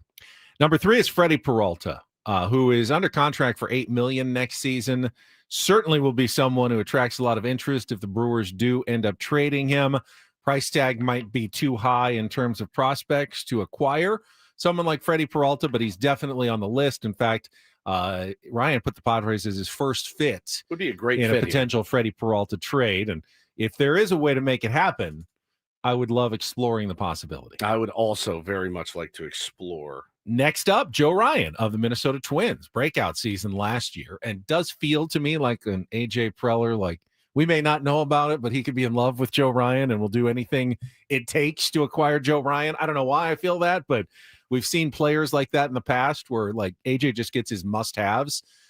Again, I don't know, is Ethan Salas, who's back, by the way, back at 100% and ready to go. Is he someone that they would trade in the offseason? Is there any interest in the rest of the baseball world to put together a package to acquire Ethan Salas that includes a frontline starting pitcher? Don't know what the appetite is for that on either side right now. Joe Ryan, 2 years left of team control, which is very attractive to any team, Ben, and that's going to make the price tag go absolutely through the roof for a guy like Joe Ryan of his caliber. So I don't know. I just don't. I with our depleted farm, AJ likes guys with multiple years of control. He's willing to trade whatever it takes. I don't know why Joe Ryan just stood out on this list to me. Yeah, I saw somebody tweet over the weekend, Joe Ryan will be a San Diego Padre. Write it down. We'll see. Number 5, Stephen Kwan. Don't see any fit with him for the Padres. Bring back him and Arise. Adley Rutschman, whose name I saw brought up with the Padres, but with Freddie Fermin now, I don't think you put all your eggs in the catching basket and go for Adley Rutschman. Same. Sandy Alcantara. Now, you need pitching. I mean, I can't dismiss that. I'm sure AJ's had discussions about Sandy in the past with the Marlins. He's second season coming back from Tommy John surgery. Do you believe he's going to bounce back from 11-12 and 5.36, where he's worth, sending some good prospects? Or if he's that pitcher, then you don't want to touch him with a 20-foot pole. Yeah, we need arms, man. We need arms, but He's we an don't have a ton of capital to trade. Right. That's the thing. So the trade market will probably be a little bit closed off for the San Diego Padres, would be my guess, just based on what we know from what they have down there to deal, and the guys that they do have, the guys that they are high on. I don't think they're looking to move, from Cruz, Schoolcraft, and guys of that nature, Tucker Musgrove and Ethan Salas. I mean, you got to try. It's hard. Again, another needle to thread for AJ Preller, but you have to try to develop that farm system, build that farm system again. And what's going to happen at the deadline? If you're a game up or a game out and you're going for it, you're in win now mode, as he has proven he is, and say goodbye to some of those guys. Joe Adell. I mean, the power, 37 home runs seems ideal, but the position outfield is not. He has control through 2027. There's some value there if the Angels are interested in dealing Joe Adell, but I don't see the Padres as being major players. This one I keep seeing is Mackenzie Gore back to the Padres. I've seen that. Mac is back? Mac is back. Yeah, it makes some sense. Then I'm ready to convert you into a starting pitcher at this point. You know what I mean? Like, again, you need arms, but I just don't know how busy they're going to be. It's again a 2-year of control guy. Yep. But what is that second year with the labor uncertainty? Don't know about that. And then Luis Robert Jr., who again was also a lot of guys connected to the Padres on this list. Yeah, for at sure. the deadline, for either sure. in the past or currently. So some interesting names out there. The question is, what do other teams view in the Padres minor leagues? Is there enough to even pull off a deal? No doubt. We'll be following that closely all offseason. We'll come back. Craig Stammen in our third hour next year with Ben Woods on The Fan.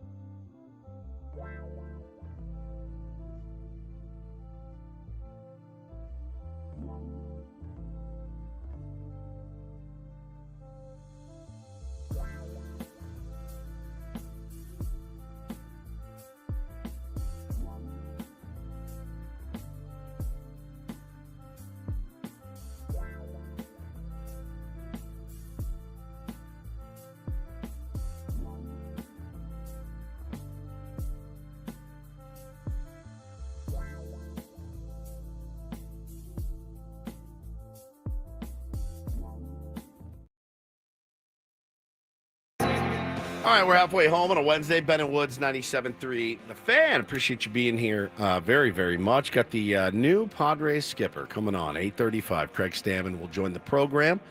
Looking forward to that. You know, obviously heard the press conference. Didn't get a chance to ask him any questions then. We will ask our questions now. There's a lot to cover, certainly.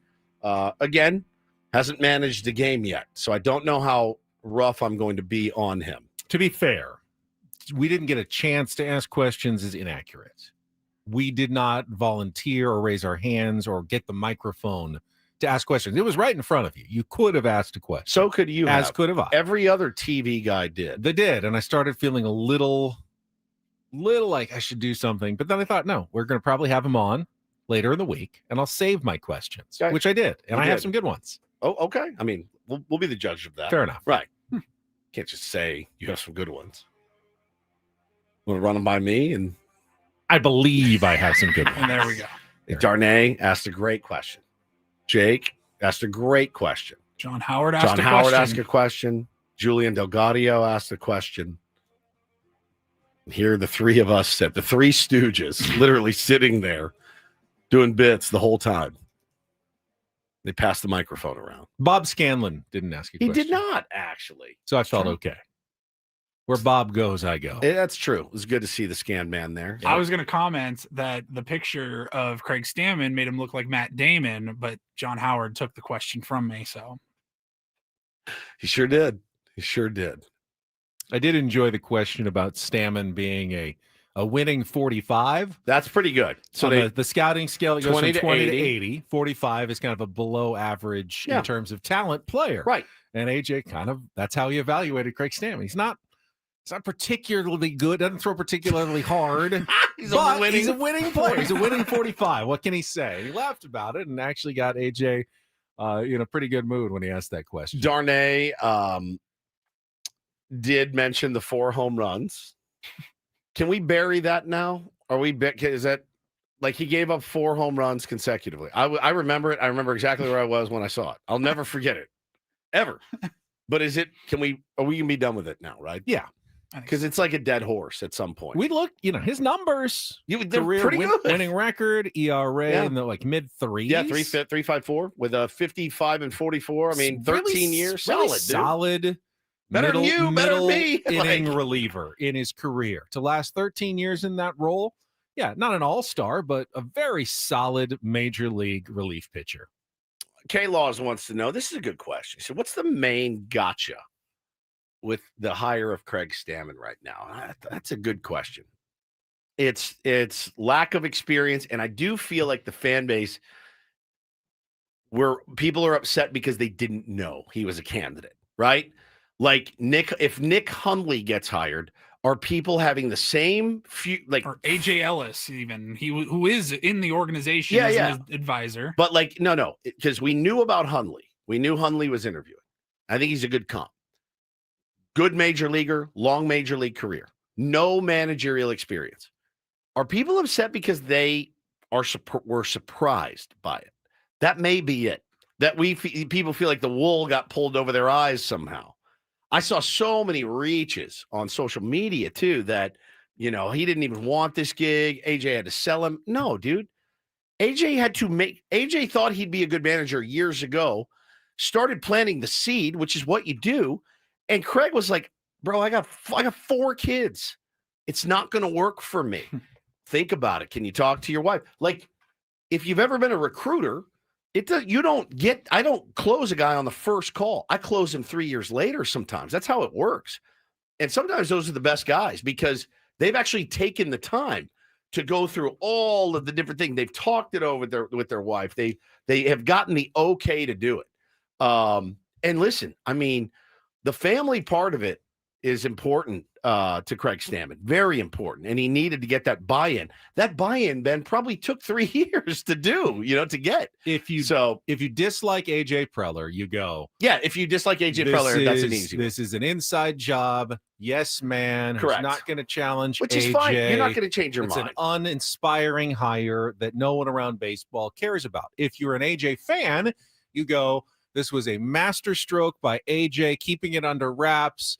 gently massaging the guy who we always wanted to get the job into wanting the job, and over the long haul, like years, like he's playing the long game to try to get Craig Stammen to be his manager for several years. And he finally accomplished his great coup de grace of his entire general managerial career. You can go either way. It just depends on whether you like AJ or don't. I'm in the middle. I stand right there in the middle. Fair. But I do think it's funny because it's not like Lou Brown, Hey man, do you want to manage the Indians? I don't know. I got a guy looking to buy some white walls. Like, it's not that. That's how some people portrayed it, that he was like, oh, I don't want to do this. Like, can I be honest with you guys? Like, this is a little bit inside. That's what Jace Tingler was. Jace Tingler did not want this job. He did not. By the accounts I've heard from somebody that is very in the know of what happened. You couldn't be more in the know. He was like, what? No, please. Something fell through. Got to have it. You can do this. You can do this. You can do this. You can do this. This is not that. This is not that. That I will tell you with every bit of journalistic integrity that I have. This is not that. Okay? So put that out of your mind. Clickbait garbage. Garbage is what that is. This is a completely different thing. And again, as a husband with 2 kids, bro, I got a massage for a whole week to go out and play a baseball game on a Sunday. So I got to imagine this took a little bit of massaging and a lot of thought for him to actually take this gig. So I don't think he was asked on Monday, but I would like to know, like, all right, Craig, 4 managers in 6 years. What's going to be different? Are you scared? Are you scared? How does that make you feel? Yeah. How do you feel about it? Right. Of course. Like, the funny thing is I was driving home and I thought, could I see this guy gone in 2 years? Yeah, of course, because that's what's happened here. And that's how baseball works a lot these days. You don't get a huge opportunity. Could I also see this guy here for 10? Sure, absolutely. But I said the same thing. The one for me that I thought would be here a while is Bob Melvin. I really thought Bob, till he retired. Yeah. I was hook, line, and sinker. I thought this is going to be the guy that probably takes me through my career. I think Bob and I will be on a path when, like not when he goes, I go, but I just thought he was going to be here for a decade. I really did. Didn't work that way. He had visions of being across the street and he went and it didn't work out. He's gone. And so I really feel like at this point, and by the way, some of this hire is informed by what happened with Bob Melvin, because Bob Melvin wasn't on the same page as it turned out. Correct. With the front office once he got here. And that didn't work out very well for everybody involved.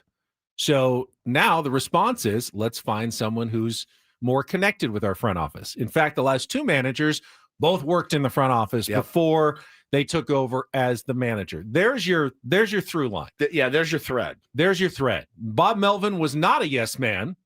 It did not work out very well for both him, AJ, and the Padres, especially in 2023, a disastrous season. So they let Bob move on to the job that he really wanted, and they decided to find people who were more aligned with what they wanted to do.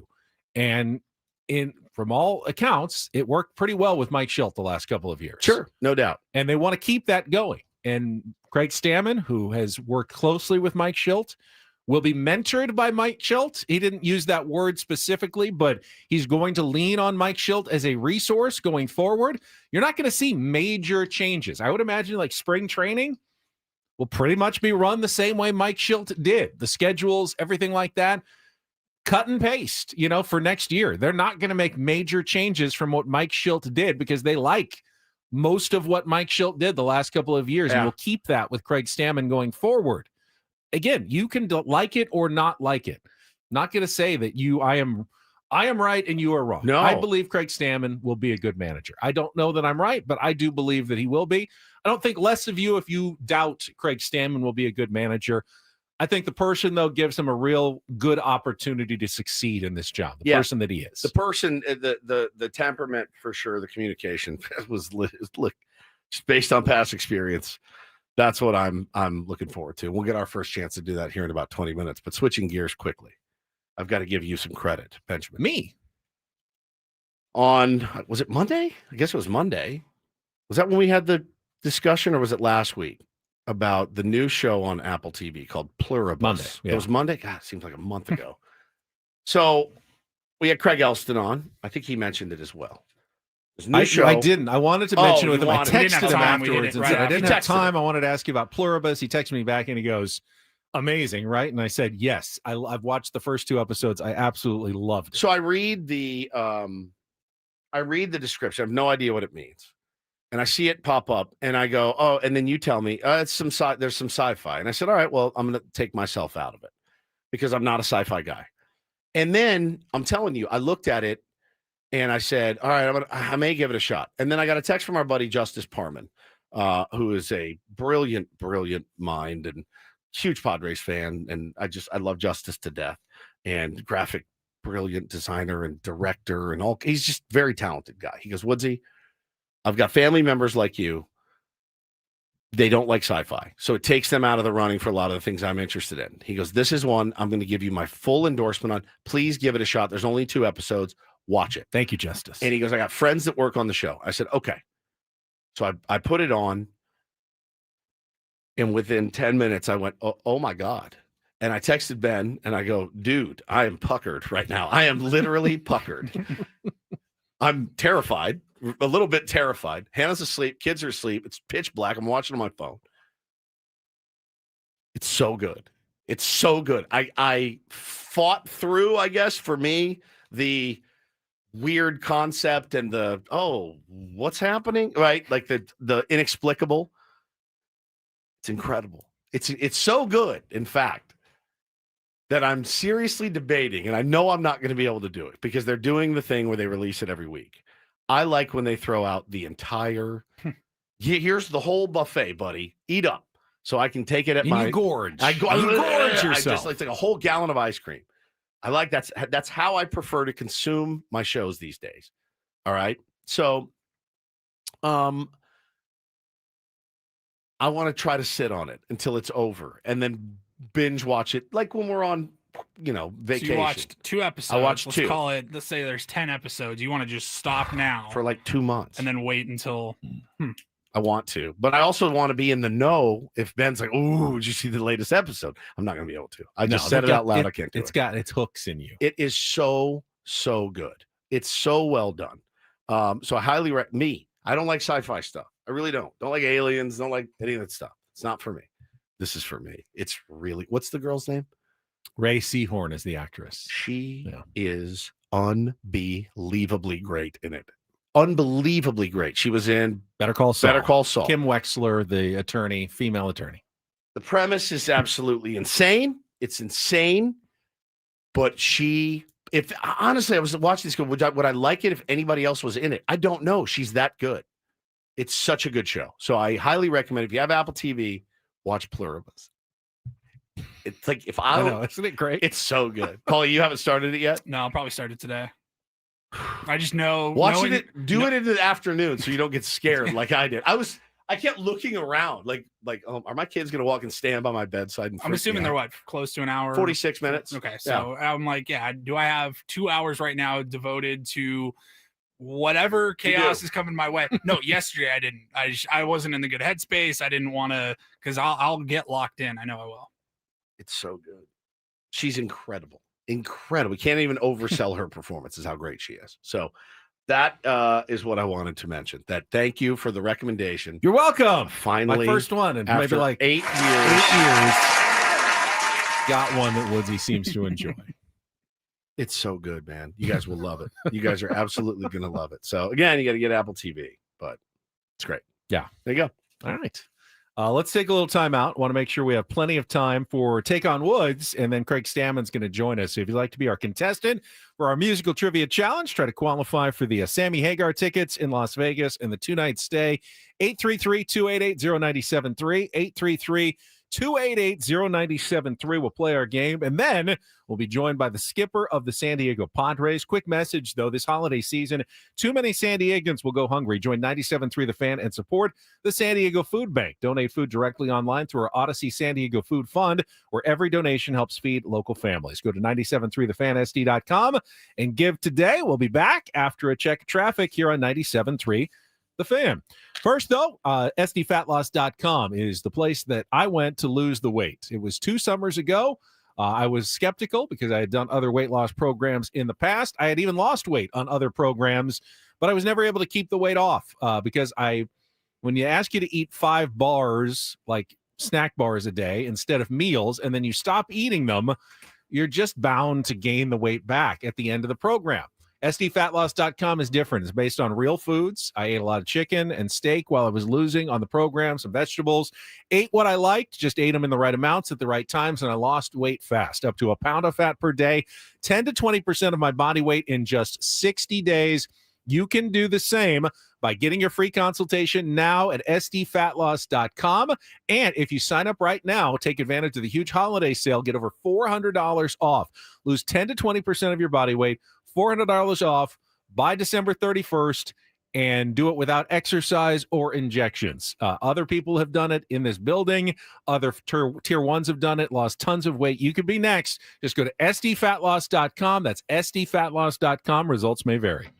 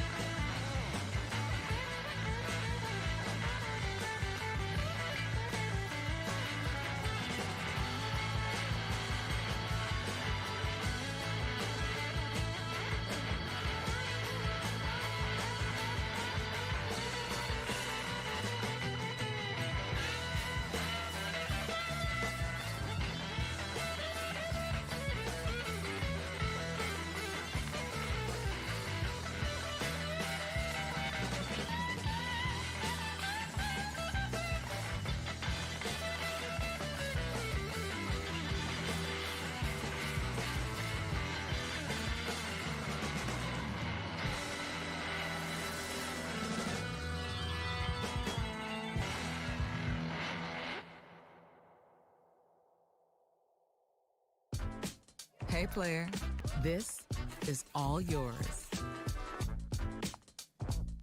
This room with this view. This speakeasy with this cocktail. Hey, could you make that too? The spa with this. Ah. And this pool on this roof. This is all for you. The all-new Hamul Casino Resort, now open.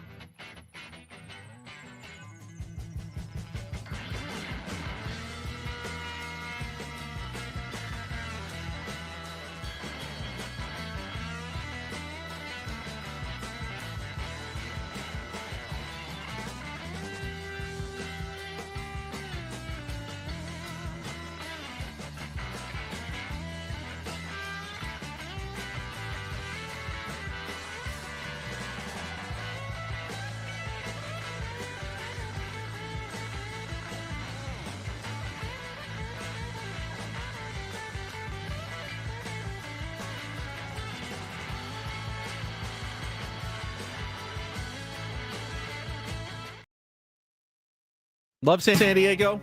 Lived here almost my whole life. Best place in the world. Almost. As long as I can remember, I've lived in San Diego. Mm-hmm. Where were you born? Los Angeles. Oh, that's right. We moved when I was 2. I've been here Pasty since. transplant. Yeah, but the one thing we seem to be missing out on, I'm seeing these pictures of the aurora borealis that's stretching like all the way down to like Texas. I didn't see any here last night, but man, it looks incredible because solar flares or something. I'd rather live here. Well, I'd rather live here. Indiana. I'd rather live here and not see it, but I kind of live want to in see Indiana it. again. I kind of want to see it.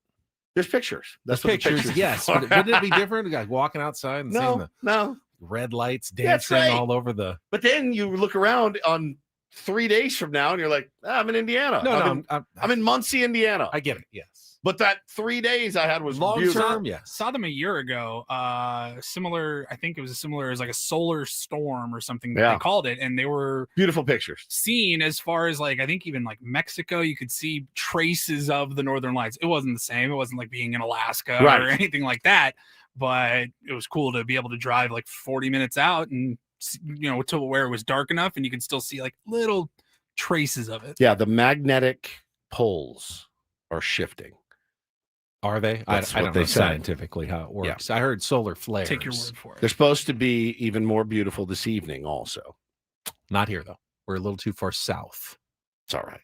It's all right. Here we have Take on Woods. Same. Let's get to it right before the manager. Coming up.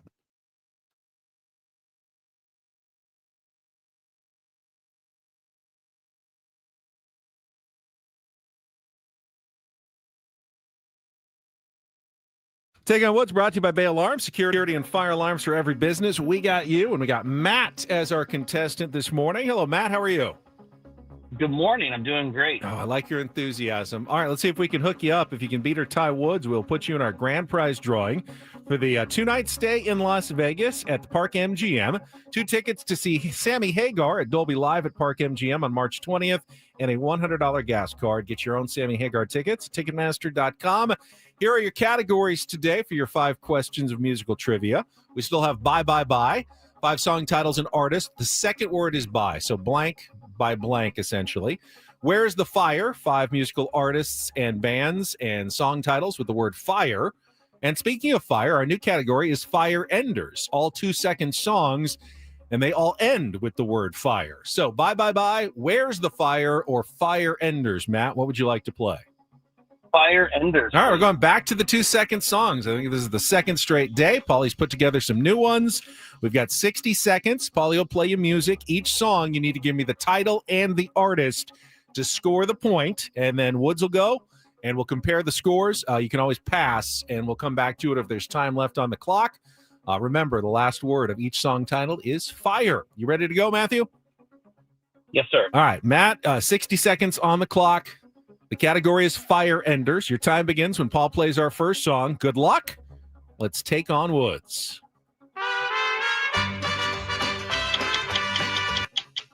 Ring of Fire, Johnny Cash. Correct. Song number 2. Light My Fire, The Doors. Correct. Song number 3. You shake my nerves and you rattle my brain. Great Balls of Fire, Jerry Lewis. Correct. Song number 4. Hey, little girl, is your daddy home?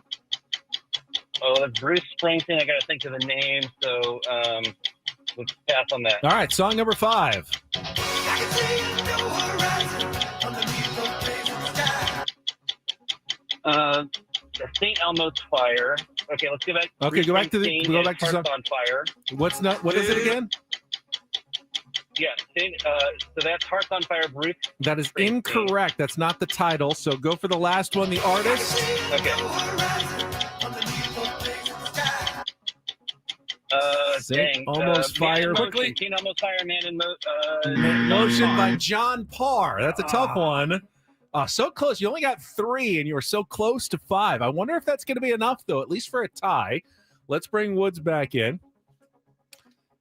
He'll get the same 5 questions, the same 60 seconds. Matt's score is locked in. Woods, we're also all 2-second songs again today. Oh, boy. All right, 60 seconds on the clock. Your time begins when Paul plays the first song. Good luck. Let's take on Matt. Ring of Fire by Johnny Cash. Correct. Song number 2. Light My Fire by the Doors. Correct. Song number 3. Great Balls of Fire by Jerry Lee Lewis. Correct. Song number 4. I'm on Fire by Bruce Springsteen. Correct. And song number 5. That's St. Elmo's Fire. It is. By tough one here. 30 seconds. A lot of time to think of it. It's I know it. Son of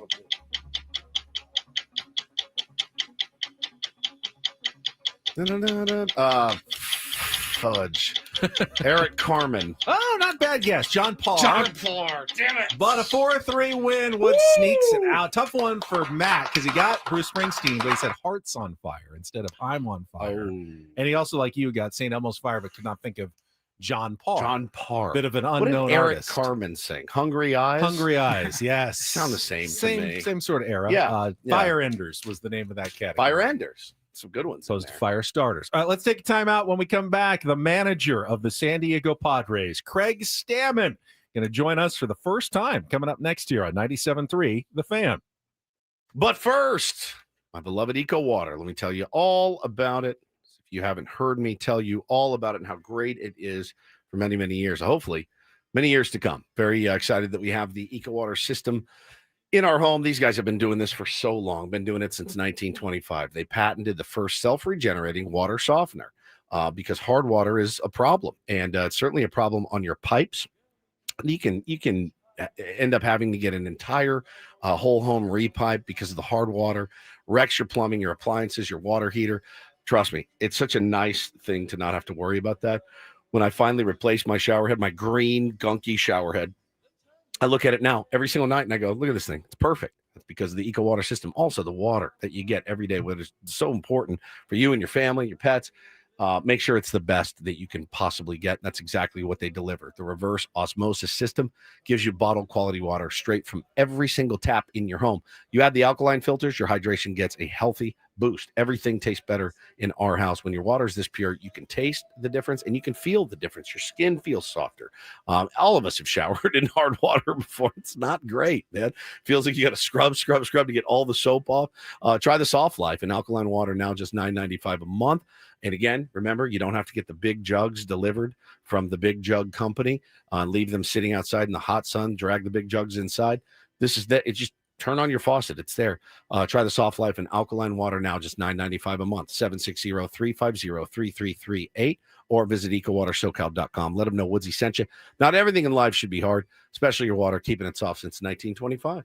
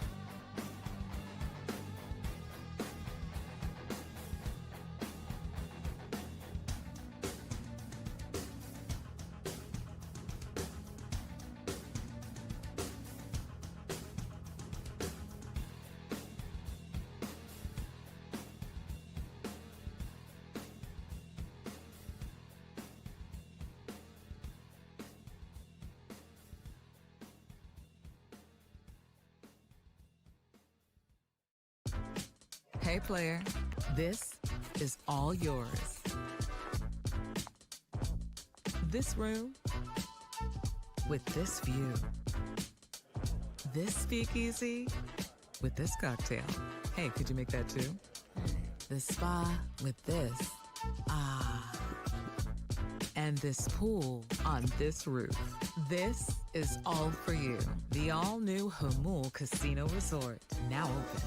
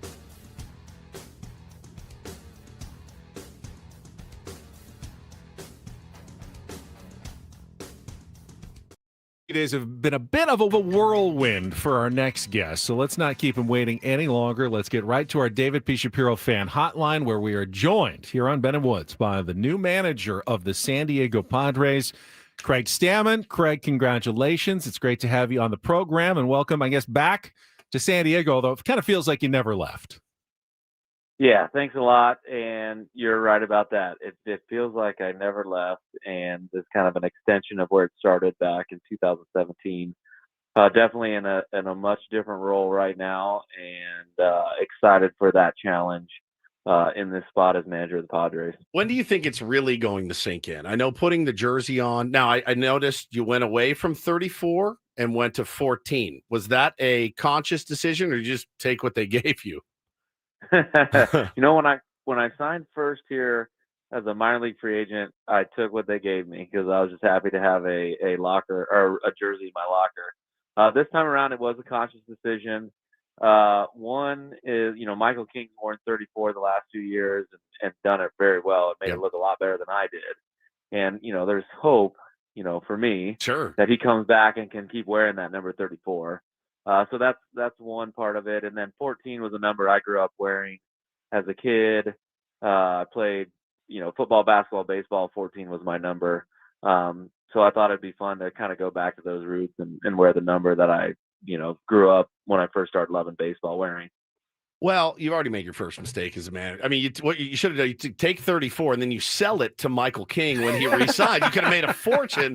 So strike one for the new skipper. You guys are smart. Michael King actually texted me that like the day that it got announced, and he said, "Dude, you need to wear a 34." And I said, "No, I want you to come back." Yes, said, dude, I'll just buy you a Rolex and we'll call it a day. See? He's like, "You need to do that," and I was like, "I don't need a Rolex. I wear watches." I said, "How about a driver and a box of Pro V1?" All right. So it leads to my next question. And I had a theory.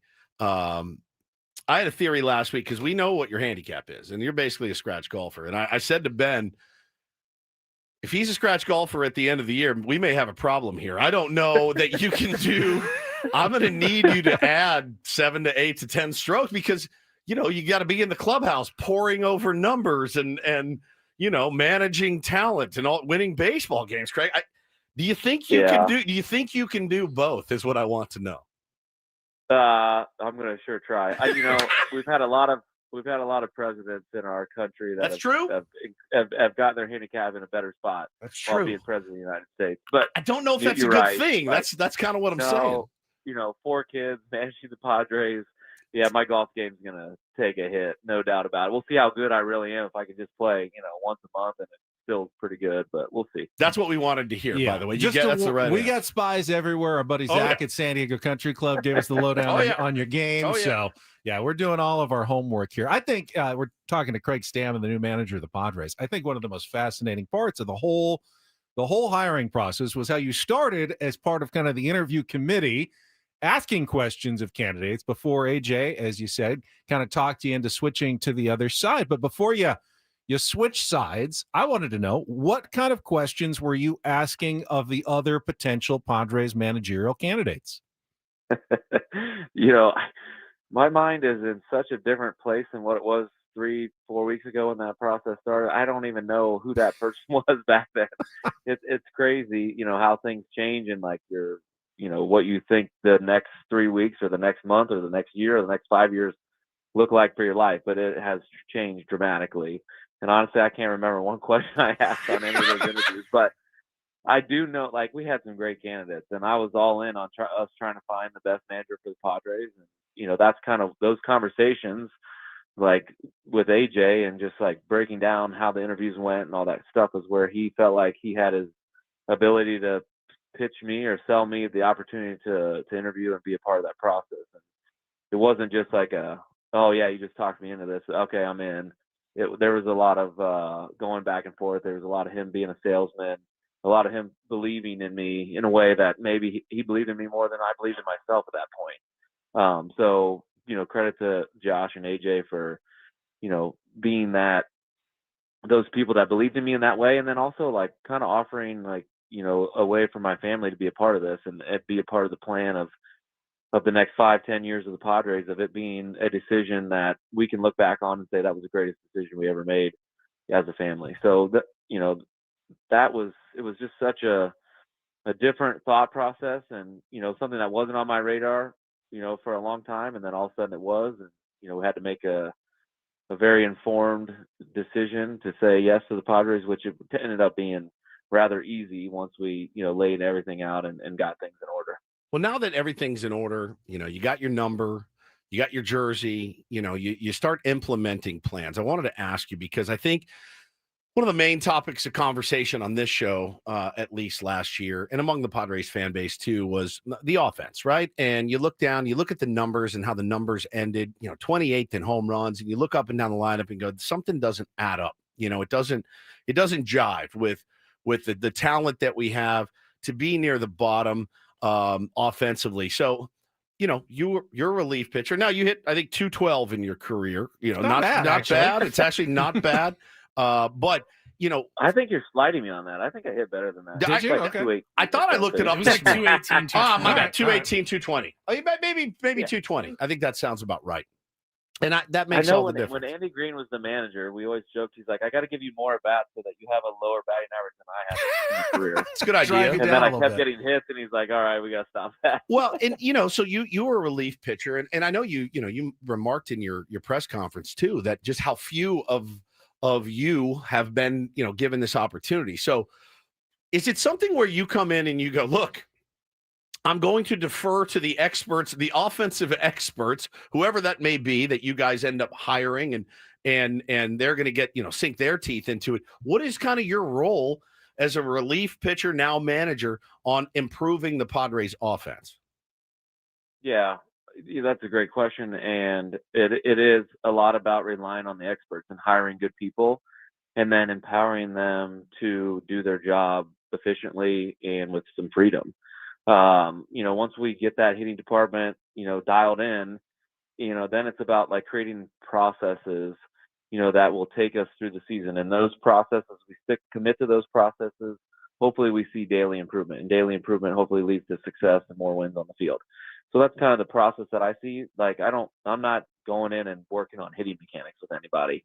I'm more of like, hey, how are we looking at improving, Jackson Merrill, or how are we looking at improving Tatis's first at bat in the game?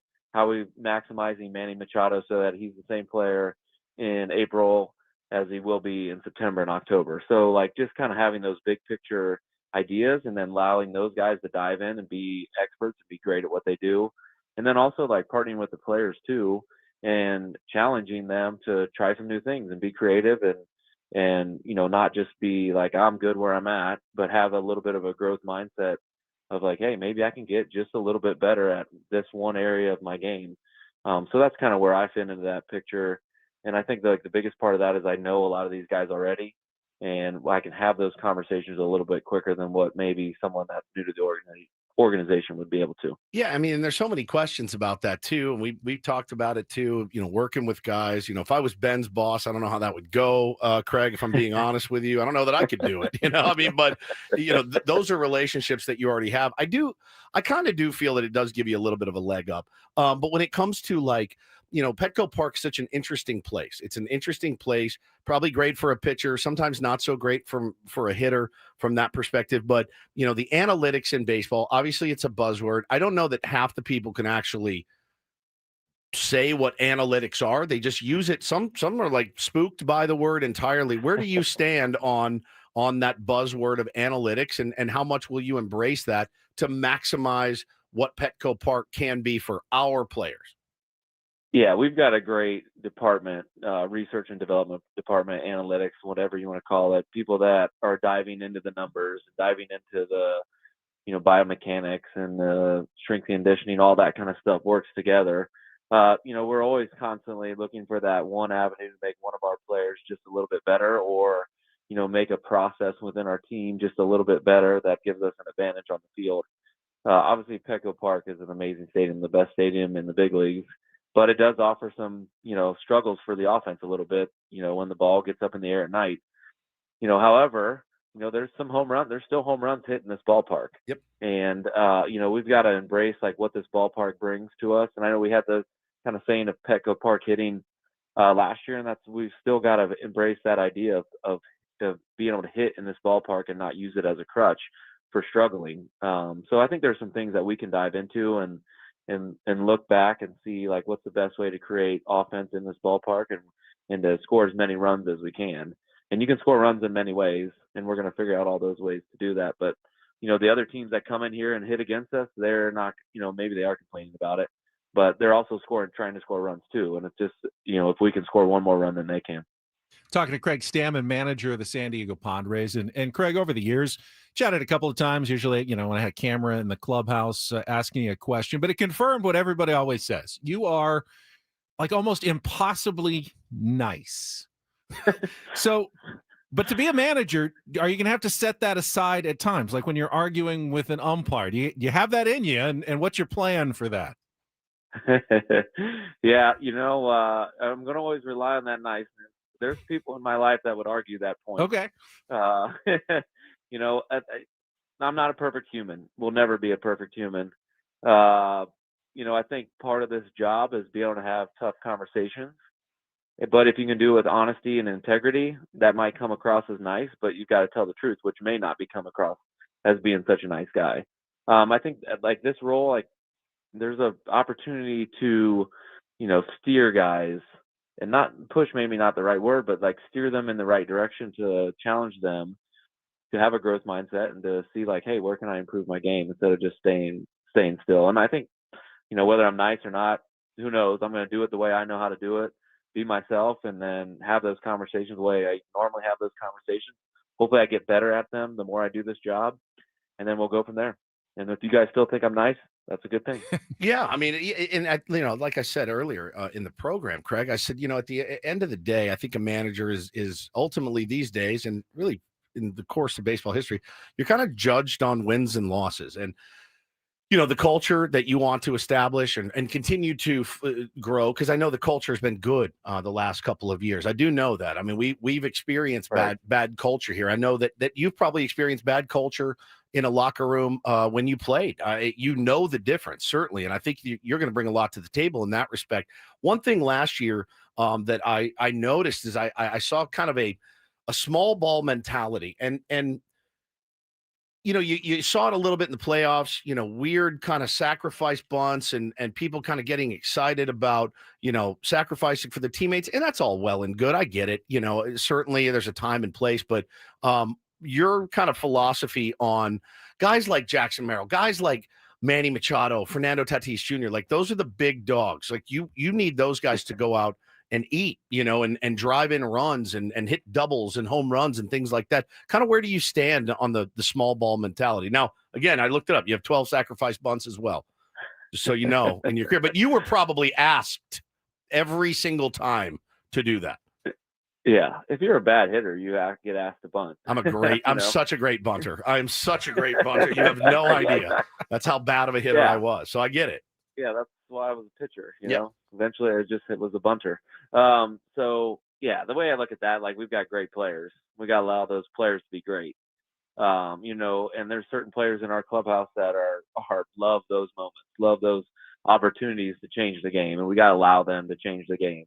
Now, is bunting still a part of baseball? Yeah, there's ways to create runs in certain situations with certain hitters at the plate and certain runners on bases and certain situations where like we could use small ball, and we've been effective at that, as a team.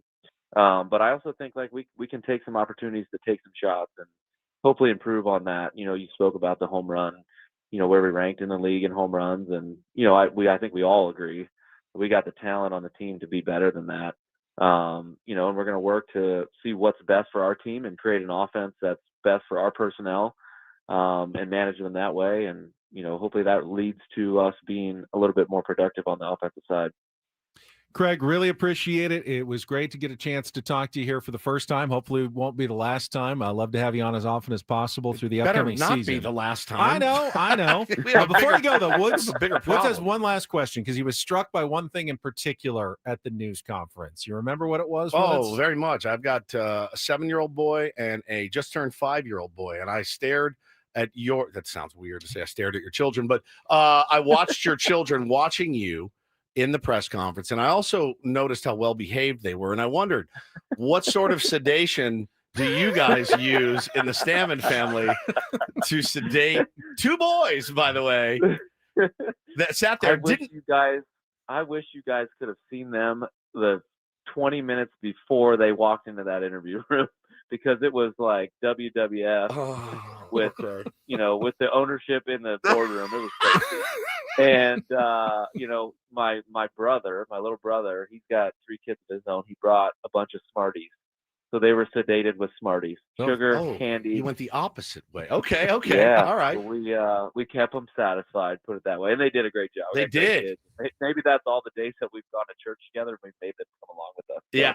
I mean, because it's impossible in my home. There's no way they say, even if I'm being, they're like, you're the new manager of the Padres. Like, they could not behave themselves for that long. And I was very impressed. Look forward to hearing more about them, as we get to know each other more. Smarties for home runs. That's what I think this season. Yeah, Smarties for home runs. That's a good idea. Craig, really appreciate it. Thank you so much for your time this morning. All right. Thanks a lot, guys. Talk to you soon. There's Craig Stammen, new manager of the Padres, on our David P. Shapiro fan hotline. David P. Shapiro, criminal defense attorneys, helping good people regain control of their future when charged with a crime since 2010. Visit davidpshapirolaw.com. Paulie, I need to ask you, we have business to attend to, like traffic, but we're also out of time. We're good? We can go to traffic? And then we'll come back. All right, we'll come back, wrap up the hour after a check of traffic. Get Ross Traffic Center, protecting San Diego after accidents or injury. Here's Kelly Danick. This game day traffic report is brought to you by Crystal Geyser, Alpine Spring Water. Still a few problems out here, guys, especially in the North County along the 15 on the southbound side near Center City Parkway. There is a collision involving a motorcycle. Everything's over to the right shoulder. Northbound side of the 15 past Mira Mesa Boulevard, there is a collision being cleared out of the 2 left lanes. Up ahead past Villa Rancho Parkway, there's a crash over the right shoulder. Reports of another crash near Valley Parkway. This one appears to be blocking the 2 left lanes. Heading out of the South Bay, northbound side of the 805 at Telegraph Canyon, stalled car in the center divide. And collision on westbound 8 near the 15. Several vehicles over the right shoulder. Eastbound 8 before College, there's a collision blocking the slow lane. What makes Crystal Geyser Alpine Spring Water different? They always bottle their Alpine Spring Water less than 1.5 miles from the spring source. And all of their bottles are made with 50% recycled plastic from their own recycling plants. Crystal Geyser, bottled at the spring source. I'm Kelly Danick with Benwood, San Diego's #1 sports station, 97.3 The Fan. One of my easiest predictions of all time. You like Craig Stammen more than you did 20 minutes ago. Yeah. It's just easy to like, likable dude, easy to root for. Yep. You're going to root for him as manager of the San Diego Padres. Just get used to it. Whether you like the hiring or not, you're going to cheer for him. Now we'll see if he can get the job done. But, liked a lot of his answers. I mean, I got a million more questions. I know. A million. Hopefully more. we'll have a million more opportunities. I kept looking at the clock going, He's easy to talk to. He is. I'll say He's that.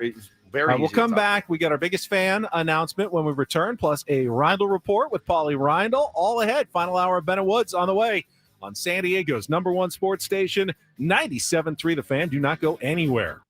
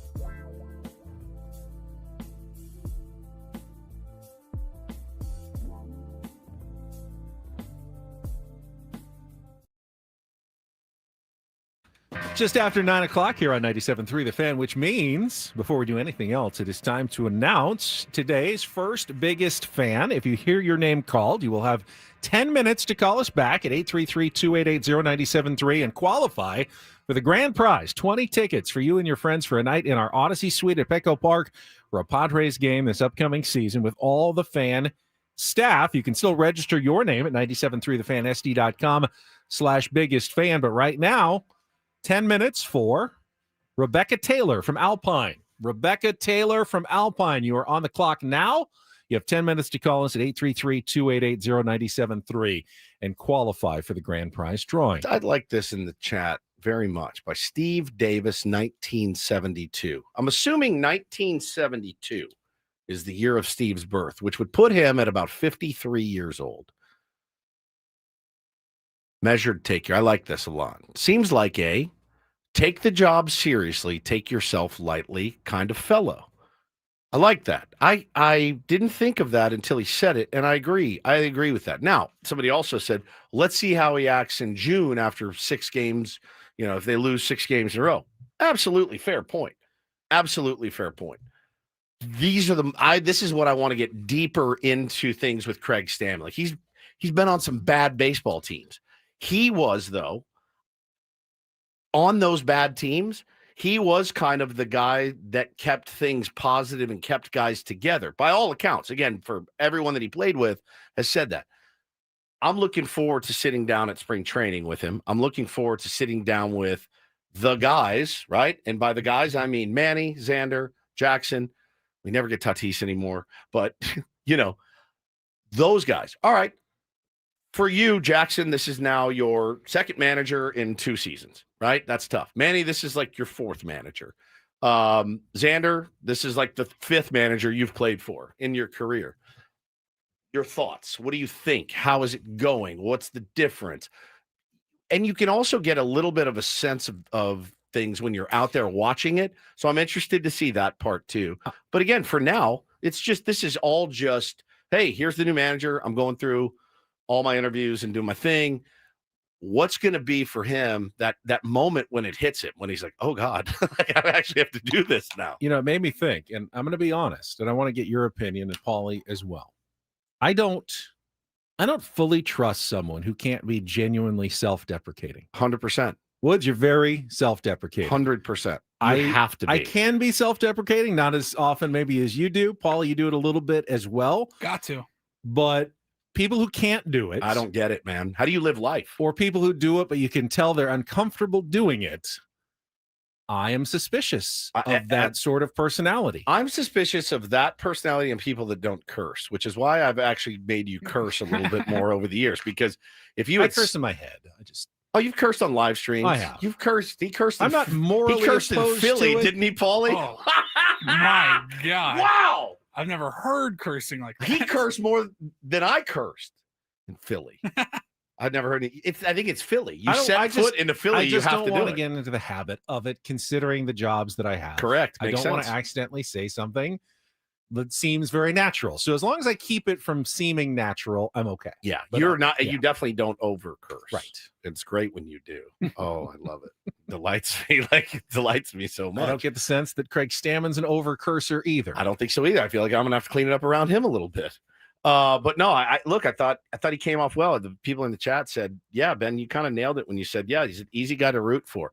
You want the best for guys like that. And again, completely selfishly. I like the way he communicates. I like the way he talks. I like the way he sounds. Can he manage? I've got no idea. He doesn't have any idea. AJ Preller doesn't have any idea. No one on the planet knows if Craig Stammen will be a good manager. No one. Even Craig Stammen.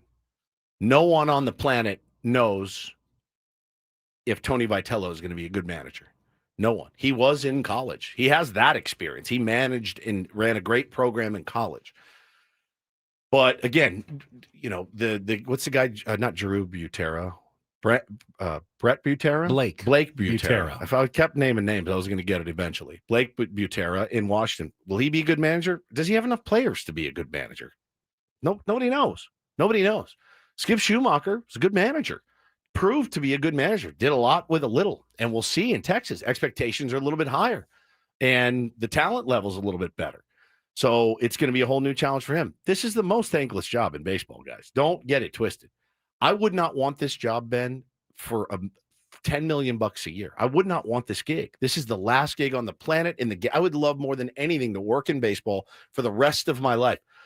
Hitting fungos, you know what I mean? Like hitting fungos, being on the bench, being around the guys would be elite. That position would be the worst. It's the most thankless job there is, in my opinion, in the game of baseball. Agreed? Yeah, I agree. I agree. What is a more thankless? And take out, I'm talking about people that work on the team with the team every day. Like bench coach, not as thankless as this. First base coach, not as thankless. Third base coach gets a little grief. Third base coach can be beloved or hated. It's usually not beloved. It's usually just hated. That's a kind of thankless job. Manager, dude, is the most thankless job. I would not want it. There's very few things you can get right. Like what do we give a manager credit for? Hey, put on the hit and run in the right situation. Right. Every once in a while, that was a great call by the manager there. It's crazy because I think if he manages a great bullpen, we give credit to the pitchers for getting the job done. Yeah, not for to sure. the manager for bringing in. Yeah, you brought in your good pitchers. They did well. Are you a good bullpen manager or do you just have a good bullpen? There's very little we give the manager credit for, but when a good pitcher comes in and pitches poorly, why did you bring that guy in? Why didn't you pull him before he gave up that home run? There's a lot of blame for the manager and very little credit. It really is a thankless gig. And is it more thankless in 2025 than it was in 1975? I think it is. I think it's more thankless now than it was because everybody on the planet thinks that you don't really make any decisions. It all comes from above. Everybody is a yes man. I agree with that. It's way more collaborative now than it used to be. Again, Craig Stammen kept saying in his press conference the other day, it's not the Craig Stammen show. It's not. And I like that. He said, this is not the Craig Stammen show. This is the San Diego Padres show. We're in this thing together. I do enjoy that kind of the speak. He was smart enough not to paint himself into any corners in interview number one, but I thought reading between the lines when you asked him about the offensive philosophy and the bunting and the analytics that he seemed very measured about it. Like didn't seem like he was married to any one overarching strategy to try to make the Padres better hitters. But it did sound like he knows they need to be better hitters and more productive offensively, and he's willing to explore some different avenues to try to get more out of the players that they have. Yeah, he seemed to agree with you. The big dogs have to be the big dogs. They have to. And not the little dogs. They got to be the big dogs when they're out there. I like he's also not going to be afraid to call a bunt every once in a while when he thinks that it adds value to his team. Absolutely. And I never had a problem with that, as you know. I liked what he said about the thing I really liked when he talked about pushing guys to be better. He referenced something and he said, guys, some guys before had said, I don't want to take him out of context, but essentially it was like, when the player is like, "Nah, I'm good." We've heard that before. Do you want to take extra ground balls? No, my glove's sick, bro. We've heard that. That was here from a star player. No, I don't need ground balls. My glove's sick.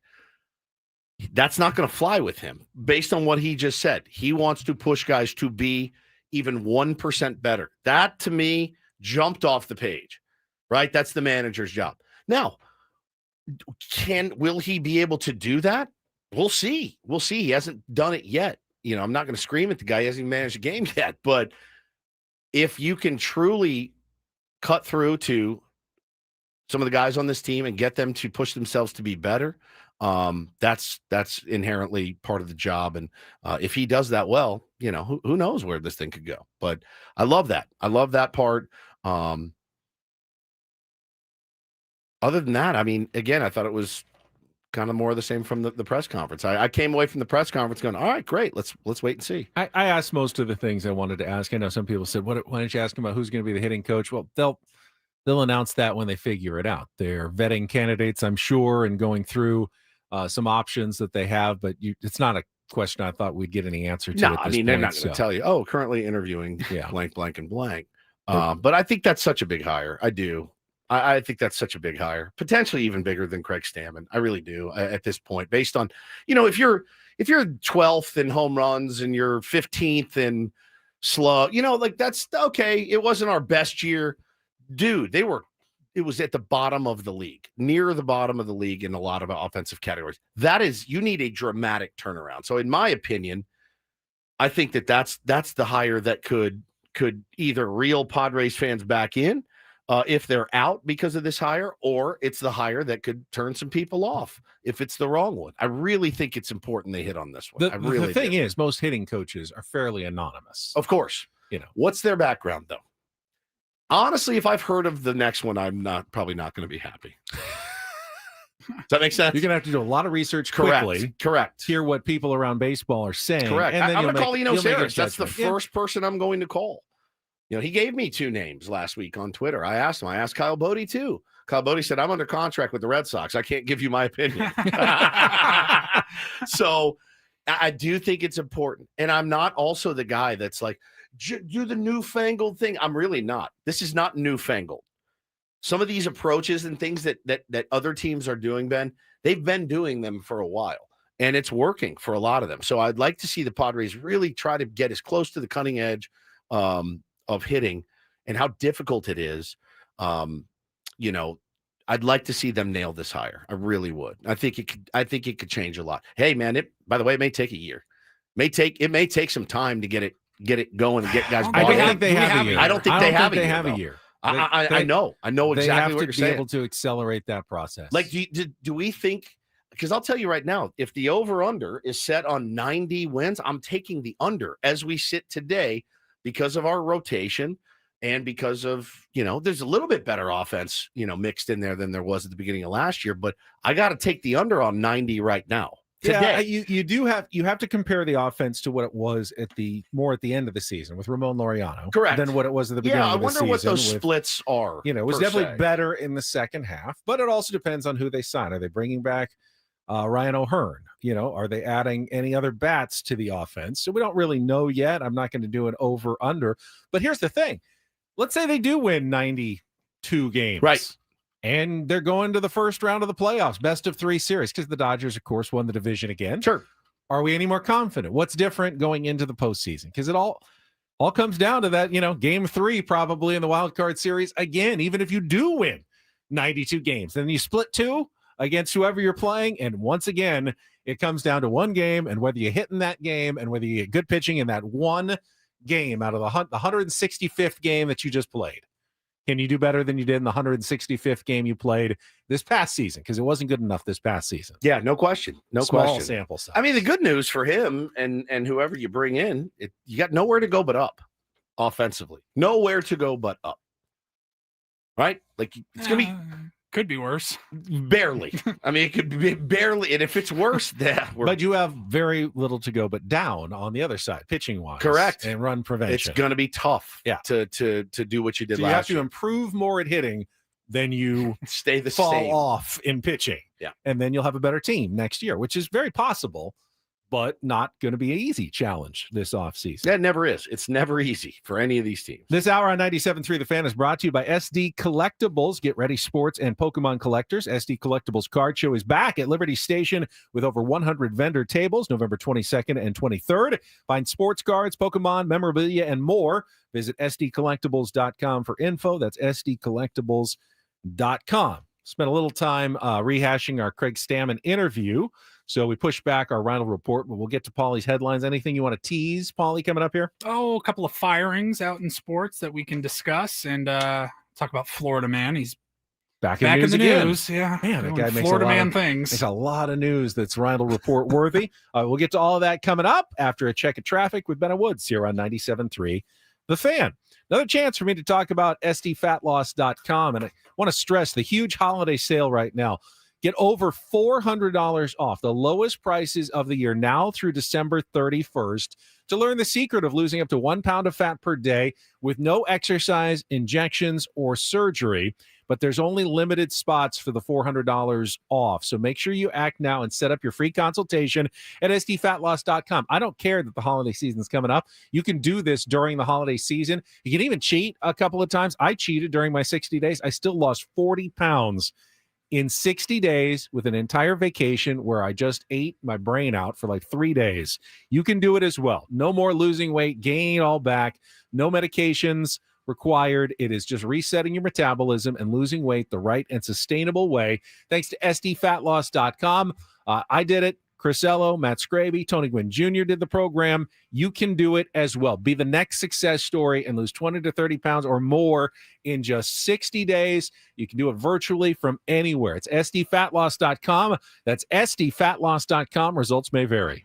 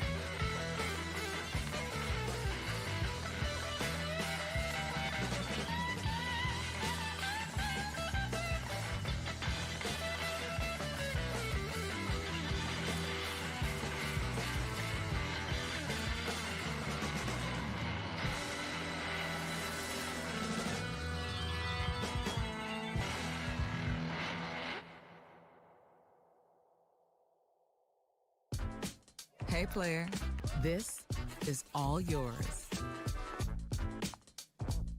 This room with this view. This speakeasy with this cocktail. Hey, could you make that too? The spa with this. Ah. And this pool on this roof. This is all for you. The all-new Hamul Casino Resort, now open.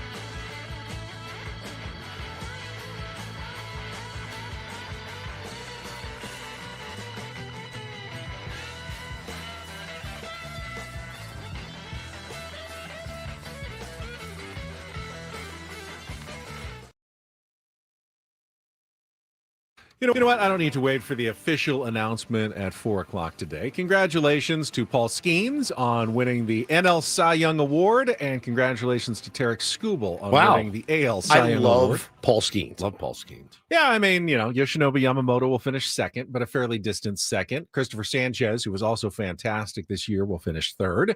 In the American League, Garrett Crochet will finish second, and Hunter Brown will finish a distant third in the voting. I don't see it going any other way. Woods, today in the Cy Young vote reveal. No, me neither. Pretty clear, right? I agree. Skubal going to be the first AL back-to-back winner since Pedro Martinez in 1999 and 2000. So sad, dude, that, he's going to win a Cy Young today, and he's going to spend the entire offseason wondering, are they going to trade me? I'm getting traded. And I feel terrible for Detroit Tiger fans. Like, that guy's such a once-in-a-generation type pitcher, and you're going to lose him. You're going to lose him because what were they? Allegedly, like $500 million apart on the It's a lot, whatever it was. It was a lot. Like, they offered him like 6 years, $50 million or something. He's like, yeah, add another zero to the end of that. Now we're talking, but it's just such a bummer. It's such a bummer.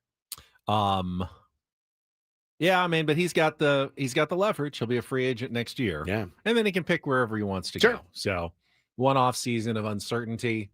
No, it's big contract that's coming. It's more of the off season of this. Yeah, this off season of uncertainty is tough, but every player goes through it. He could get traded. Yeah, it's a rental. Yeah, it's a rental. So if he doesn't like where he goes, then he goes. I'll go somewhere else. Yeah, I'll wear it and then go. I think of it as, hey, I'm gaining more information for my decision, my biggest decision that I'm going to make next offseason in free agent. Fritz wants to know why Cease is projected to get more than Sanchez, because Cease is a 180, 200 strikeout guy. He's 180 innings. Sanchez isn't a free agent. Christopher Sanchez is. He is? Yeah. Really? Yeah. He was like my number one target. Thanks for listening. Is he? Yes. From the Phillies? I forgot. Remember when we did this bit? I thought Ranger Suarez was their free agent. They're both free agents? Sanchez. Am I wrong? It's Sanchez. Ranger Suarez is definitely a free agent. Suarez. Yeah. Is that what he means? Does he mean Suarez? Yeah, he might be thinking Suarez. Sanchez is not a free agent. Yeah, Suarez is. Suarez is. Yeah. And yeah, I mean, Ranger. He might deserve more, he might deserve less. That's up for debate. If Christopher Sanchez was a free agent, he'd get a ton of money, but he is not. I don't know what his contract status is, but he's not a free agent. Ranger Suarez. That's what he meant. Is a free agent. He is a free agent. Totally different person. Well, he was my number one. He is signed through 2030 with team options. Oh, He'll be a Philly for a very long time, very affordably too. So I think he meant Suarez. Yeah. I was not thinking dirty Sanchez, JC. All right. I was thinking Ranger Suarez. That's a whole nother. That's a whole different thing. But no, it's because Dylan Cease gets 200 strikeouts and he's never missed a start in 6 seasons. That's why he's very, very reliable in that he's going to make his starts. He's going to punch out a lot of guys. He didn't have a good year, but it's not going to change. But you don't know that. There's a team out there who could sign Dylan Cease for $180 million.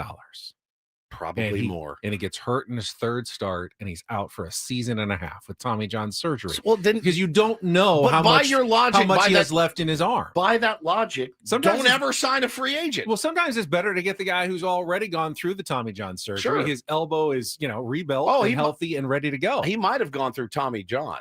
I just think it potentially happened early in his career. But he doesn't miss starts. He does not miss. He hasn't. He doesn't. He has not. He is. But everybody eventually gets hurt. Yeah, I kind of feel the same way. When is his clock? And I could sign 6-year contract and pitch all 6 years and be fine. He could also pitch 2 starts, and you just signed him for his durability, and now he's out because he's a pitcher. Yeah, and arms are not built to throw the way Major League Baseball pitchers throw the baseball. You're right. And I mean, again, every single one is a gamble. They're all a ticking time bomb. So I'd prefer to gamble on the guy who has the best stuff and the most promise. I'd gamble on Michael King. You want the guy with multiple Tommy Johns, because then what are the odds of it happening again? I'd gamble on the guy who has the best movement and hope that he stays healthy. Yep. because you just don't know on health. Just the other awards, we'll get to the Roundel Reporter at the bottom of the hour. Mention the managers of the year, both defending their titles. Stephen Vogt of the Guardians, Pat Murphy of the Brewers, and then on Monday, since we weren't here yesterday, they did name the rookies of the year. It was Drake Baldwin, the catcher for the Atlanta Braves, and Nick Kurtz, who had the huge rookie season as a first baseman for the Sacramento A's. Monster season for that, including a 4-homer game. Yeah, incredible. And Baldwin, nice story. Like if Jackson Merrill was going up against this crop of National League Rookie of the Years, he would have won easily, like going away. Jackson Merrill had the misfortune of having to go up against Paul Skeens, the Rookie of the Year. Had it been between Jackson Merrill's 2024 season and Drake Baldwin, Caleb Durbin, and Cade Horton, that would have been the easiest call all time. Jackson Merrill would have been unanimous Rookie of the Year. I agree. But it just kind of matters, what year you happen to land and whether you win the award or not. Yep. And Paul will be bringing home some more hardware tonight. He will. Rookie of the Year and then the Cy Young Award tonight. Our Paul will finish the show with our Roundel Report. Let's just do it after our last break since it is coming up next. Don't go anywhere. Bennett Woods and the Roundel Report coming up on San Diego's #1 sports station, 97.3 The Fan. Gambling problem? Call 1-800-GAMBLER. GEGE 000-466. For a full list of games and rules, play at 7 Mile Casino. Visit 7milecasino.com. This is a great day to head down to 7 Mile Casino. I know the weather is supposed to turn. Oh, yes. In the next 24 hours or so, but rain or shine, 7 Mile Casino is a fantastic spot. Play cards, enjoy indoor activities in San Diego as well. It's an outdoor town, but sometimes you need a good indoor activity, Woods. Oh, I love an indoor activity, Ben, as you know. I like California-style blackjack. I like Texas Hold'em, Pai Gow, Baccarat, all of it. And I do love their food. They have really, really good food. And they give you a discount while you play. If you want to eat at the table, you actually get a, 35% discount. 35% Have them bring the Kung Pao chicken right to your table off the 24/7 players menu. You can either eat it with the chopsticks or the fork. Probably fork would be less messy if you're while you're playing cards. Yeah. Yeah. Chopsticks requires a lot of focus for me. I usually go with the chopsticks, but of course you do. You have to be focused. No one is surprised by that news at all. No one is surprised by that news at all. Best part, just 7 minutes from downtown. So they got a great patio area outside overlooking the bay. Go check it out for yourself, guys. You will not be disappointed. They will take good care of you. That I promise. It's 7 Mile Casino, just 7 minutes from downtown.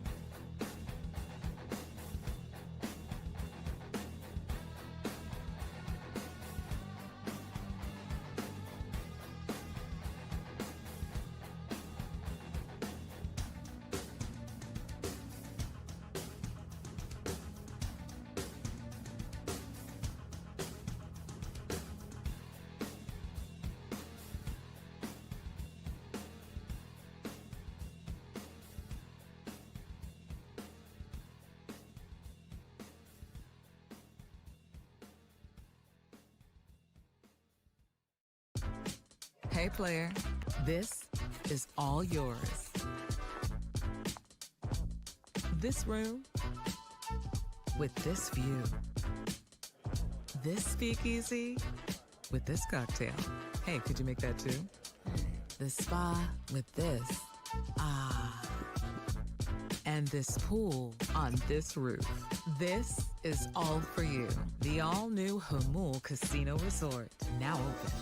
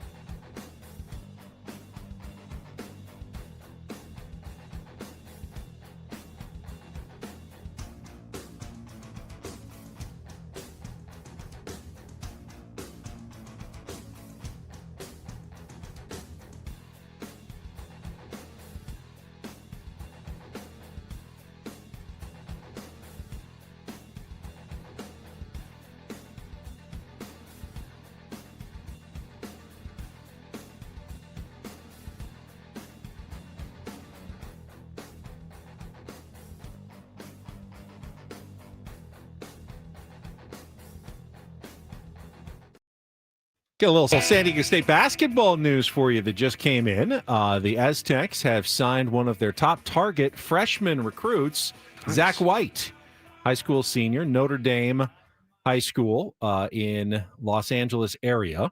He sounds like the prototypical San Diego State basketball player. 6'6" wing, known for defense, rebounding, ranked the number 20 player in the state and 57 nationally by 24/7 Sports.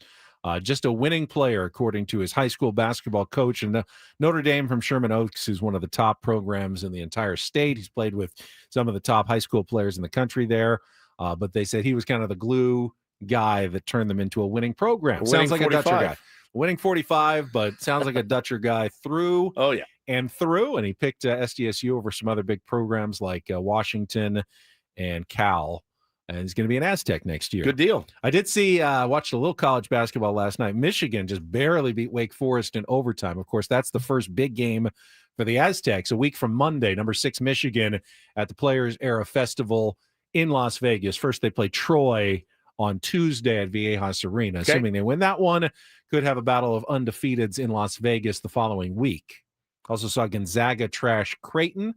And saw Louisville knock off Kentucky. Louisville. Knock off Kentucky in a battle of Kentucky. Louisville. Yeah. Put marbles in your mouth and say Louisville.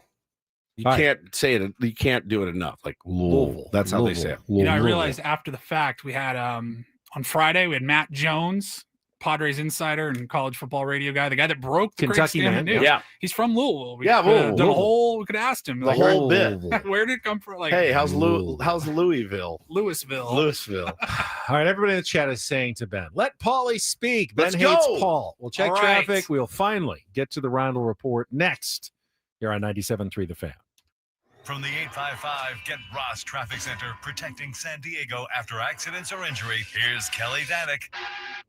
Traffic is brought to you by Valvoline Instant Oil Change. Got a number of things wrapping up our morning drive. Northbound 805 before Plaza Boulevard. Got a stalled car in middle lanes. Also crash on northbound 5 at Hawthorne. Several vehicles involved. They're all over to the right shoulder. Also going to find on southbound 15 right at the North 5 connector ramp collision. Accident has cleared on westbound 8 near the 15, but eastbound 8 just before College. Collision being cleared over to the right shoulder. North County's been a bit tough on that northbound 15. We still have this accident past Mira Mesa Boulevard. It's over to the right shoulder. Just watch out for little debris reported in the slow lane. And West 78 before Emerald got a stalled pickup truck in the fast lane. An important reminder about the upcoming holiday, whether it's a big road trip or just braving LA traffic to see the family for Thanksgiving. Make sure your car's ready with Valvoline Instant Oil Change, your 15-minute drive-through oil change. No appointment needed. Find your nearest location and grab money-saving coupons at SoCalOilChange.com. That's SoCalOilChange.com. And Kelly Danick with Ben and Wood, San Diego's #1 sports station, 97.3 The Fan. And get things started here with our today's edition of the Rindle Report. Now tuned into the greatest.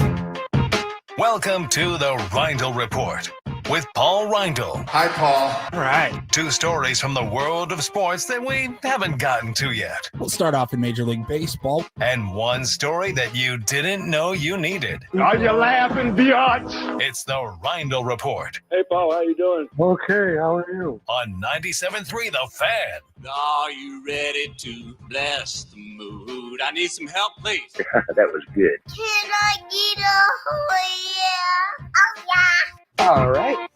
All right. All right. All right. Finally, Finally. Thank God. we've been waiting for. Jeez. I blame you guys. All right. Let's get started here. We can start in the NFL, talk a little New York football Giants. Some news since we were last on the air on Monday. The news today is that the Giants are getting ready to go to third stringer Jameis Winston for their next game against the Packers. Who is it? Dart? Is there? Dart. Jackson Dart. And then Russell Wilson's there too. They're going with Jameis. Jameis Winston got to be the best QB3 in the NFL. Gotta be. But this is all coming after the team had said goodbye to Brian Daboll. Never a fit. And their offensive coordinator, I believe, was fired as well.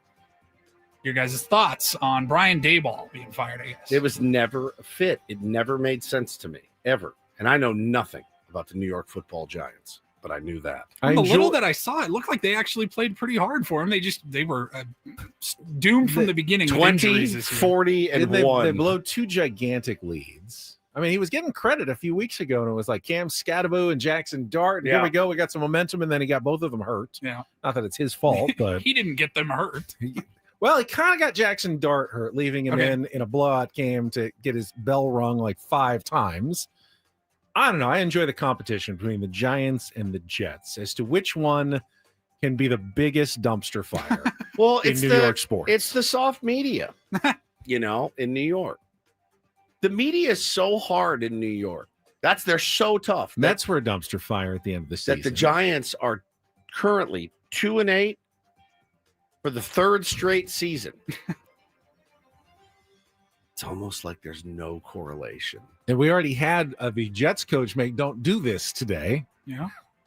What is it? I mean, media's got to be tougher on them. Doesn't it feel like the Giants are just destined for 2-8 starts? A little bit. Well, 3 years in a row.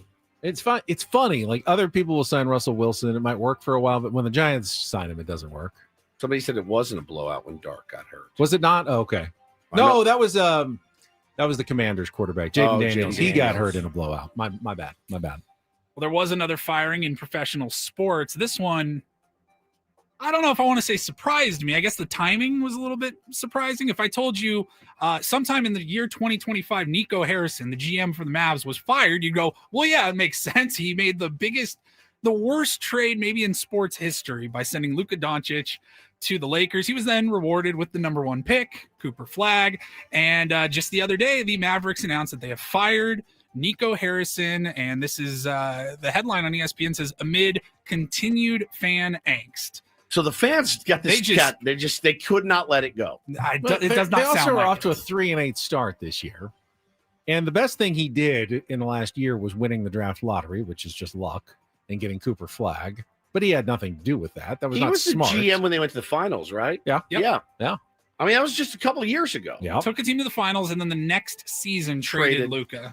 So the way I look, maybe this is it's like Stockholm syndrome. I don't know. Like I feel like if you go down that road, you gotta let that guy kind of play it out. In my opinion, like now the fan. If I'm a fan, I'm even more mad. I mean, somebody has to sign off on like that trade, the Luka trade. But like, I'm more mad if I'm a fan now. I'm like, oh, so right. You fired this guy, the guy you were all in, and you trust him to build the Mavericks the best way he knows how. Now you fired him. I would have been like, why didn't you fire him when he proposed this trade Correct. to you? That you had to sign off on it. Wow. That would have been when you're like, bro, if you do this, you're gone. There's no way. You cannot do that. If it's true that they didn't really want to fire him, but felt like the fan hostility was just too much, weak. It gives fans everywhere hope. If you hate your GM or your coach enough, if you really believe in it, and you wish every night upon a star, and everybody gets together and you sign enough petitions and you hold up enough signs at your arena or your stadium, you actually can get someone fired. It's not easy, Most of the time, owners don't listen to you, but every once in a while, they just have to. They really did. They really couldn't get over it. Ask your Dallas sports radio guys. Yeah. Be like, were you guys leading the charge on this? Like, wow, crazy. I just feel like you gotta let that dude. I gotta let him see it through. And now there's talk that they may trade Anthony Davis again. I saw rumors the Clippers might be interested. My son, the Clipper fan, says that's horrifying. Saw someone say you can get Luka Doncic for him, apparently. So see if you can get him back. I doubt that the Lakers will entertain that idea. They are. Somebody just said in the chat, Lakers starting 8-3. Luka with 37 points a game. Yeah, probably shouldn't have traded him, buddy. Yeah, probably not. All right, and then we will wrap it up with Florida man in the news. Recently, they got a story about a 44-year-old named Peter Riera, who was arrested for open firing on people outside of a bar. Whoa. Don't want to do that. Whoa. Don't want to do that. The argument, though, that led to this is what confused me and everybody else, including the cops that arrested Peter. So he raises chickens, he said, and he was talking with some guys outside of a bar, and they started to get into an argument. Wait, he does what? He raises chickens. Okay. And He's they a got chicken into raiser. They got into an argument about how many eggs chickens can lay, and the argument got so heated that it was like out of White Men Can't Jump. He's like, I'm gonna go get my gun. I'm coming shoot back everybody. here. He left, came back with a gun. I have no idea. No, this ain't right. Do you have any idea the answer to this question? I don't know. I'm sure medically there's like, all right, hang on. People have studied chickens. They know how many chickens, how many eggs a The guy chicken looks can lay. like Old McDonald. I by the really way. don't know the answer to this question. I would think. Hang on. Hold on. Okay. He's at a bar. Yeah. He's had a few cocktails. Okay. He goes outside, probably blasts the heater. Right. A couple other guys come out. What do? You dress like Old McDonald. I raise chickens. Oh, chickens are fascinating to me. I had a chicken. I knew a chicken that could lay a dozen eggs. No, that's BS. No, it's not. My uncle had one. No, that's BS. I raise chickens. I think I know what I'm talking about. Obviously, it's more than like one or two, because if chickens were just laying one egg, there wouldn't be enough chickens to lay enough eggs for all of us. 7 billion There's definitely chickens. multiple eggs involved, but 12, like where would they fit 12 eggs? They're not that large. Like an entire dozen eggs, they Under can't. they can Just sit inside the chicken. All right, No, what's they your can guess? sit on eggs. So how many can they actually lay? Because at some point they have to come out of their body as eggs, right? They don't grow once they come out. No, they come out fully formed. sized. So they have to have room in their body. For Let me how call many my eggs, wife the farmer, How by the many way. eggs can a chicken fit inside its body before it lays them? I'm going to say Paulie, 5. Can you get her on the line? I think 5 is the number. Try to get her on the line. Call if you Hannah? could. Yeah, if you could. This do does sound like something Ben would get shot over outside of a bar. By the way, you thinking you know. Do we have any future farmers of America? My wife or- is a self-proclaimed farmer. If you can get her on the horn, that'd be great. Call her cold. Just call her cold. She has no idea it's coming unless she's listening. I'm saying over under 5. I'm saying Oh, hang on. 6 to 8. Really? Yeah, that's my guess.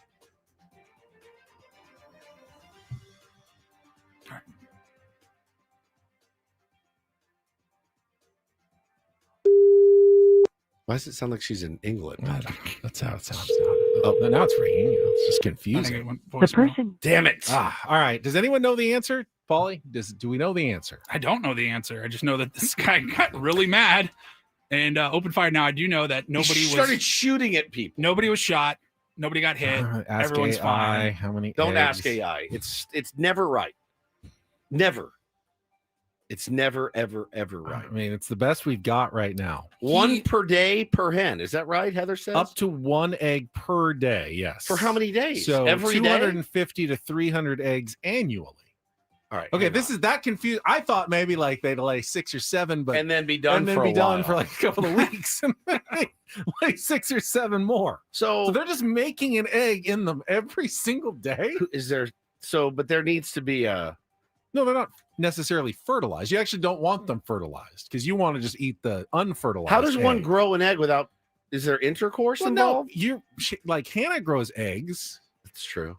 every But they don't month, come. We don't have a right? child every day. No, because they're once a not day. always fertilized. That requires, well, a process that I think you're aware of. Not as much as I'd like to be. You want unfertilized eggs. Those are the ones you eat. Oh, okay. All right. That makes sense. I didn't know that.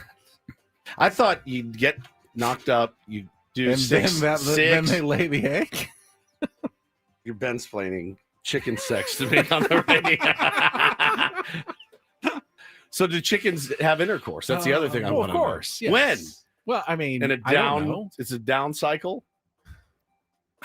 That ain't no chicken, stupid. So it takes 24 to 26 hours. So literally, a chicken, you walk out in the morning and be like, "Hey, how you doing, Ted? Where's your egg today?" Oh, look, fresh egg. Every day they lay an egg. That's amazing. It's a good The things you didn't explanation know. from you.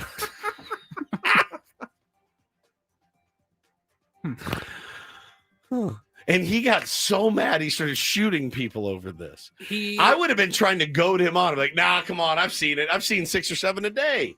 And then you can't goad people on like that. He was claiming to the police that these people were, quote, out to get him Oh. and trying to con him. How or what that means, I don't know. I can sell you a chicken that does 5 eggs a day. No, it doesn't exist. Nuh-uh. Yes, it did. Yeah. Yeah. And then boom. All right. Is everyone okay, by the way? Yeah, nobody got hurt. Nobody got hit. He just started He shooting. just started shooting and he missed. Yeehaw. What do you feel? What are you so passionate about? You start shooting at people. Not chickens. Not chickens. How many eggs they can lay. Sandwiches. He would have shot me for sure. I would have been like, nah, come on, buddy. I would have had a few in me. Holy cow. Well, I'm glad everyone's all right. Yeah. And he's going to prison. Yeah. Yeah. Paulie, thank you. Thanks, Paulie. This hour on 97.3 The Fan, brought to you by SD Collectibles. Get ready, sports and Pokemon collectors. SD Collectibles Card Show is back at Liberty Station with over 100 vendor tables, November 22nd and 23rd. Find sports cards, Pokemon, memorabilia, and more. Visit sdcollectibles.com for info. That's sdcollectibles.com. Before we go, we just found out some news in our chat. A story that I saw yesterday on TMZ, I think, about food influencer. Yes, I saw this as well. Michael Duarte was his name? Yeah. And I didn't really know him, but I saw the story came up that he died tragically. Was he based in San Diego? I didn't realize that if that was the case, but in our chat, we were told that Michael was a listener to this program. I had no idea. Which is incredibly sad, Yeah. and feel very bad about the loss that we didn't even know a tier 1 that we had. But because of the connection and because I saw the story, I thought we should give him a proper send-off. Absolutely. As we do here on Ben and Woods. And I really hope we can see more unity and more peace when already things are so difficult. So, shout out to his family. Hey, just celebrated his wedding anniversary, was on a trip to Texas. But yeah, California based, so based here in California. Just 36 years old. Horrible accident. His There's handle on social media was Food with Bare Hands. And he had over 2 million followers on social media. Man, it's sad, dude. It's awful. So sad. Had no idea that he was part of our community here. No, I have no idea either. All right. Well, thanks for that, man. Sorry.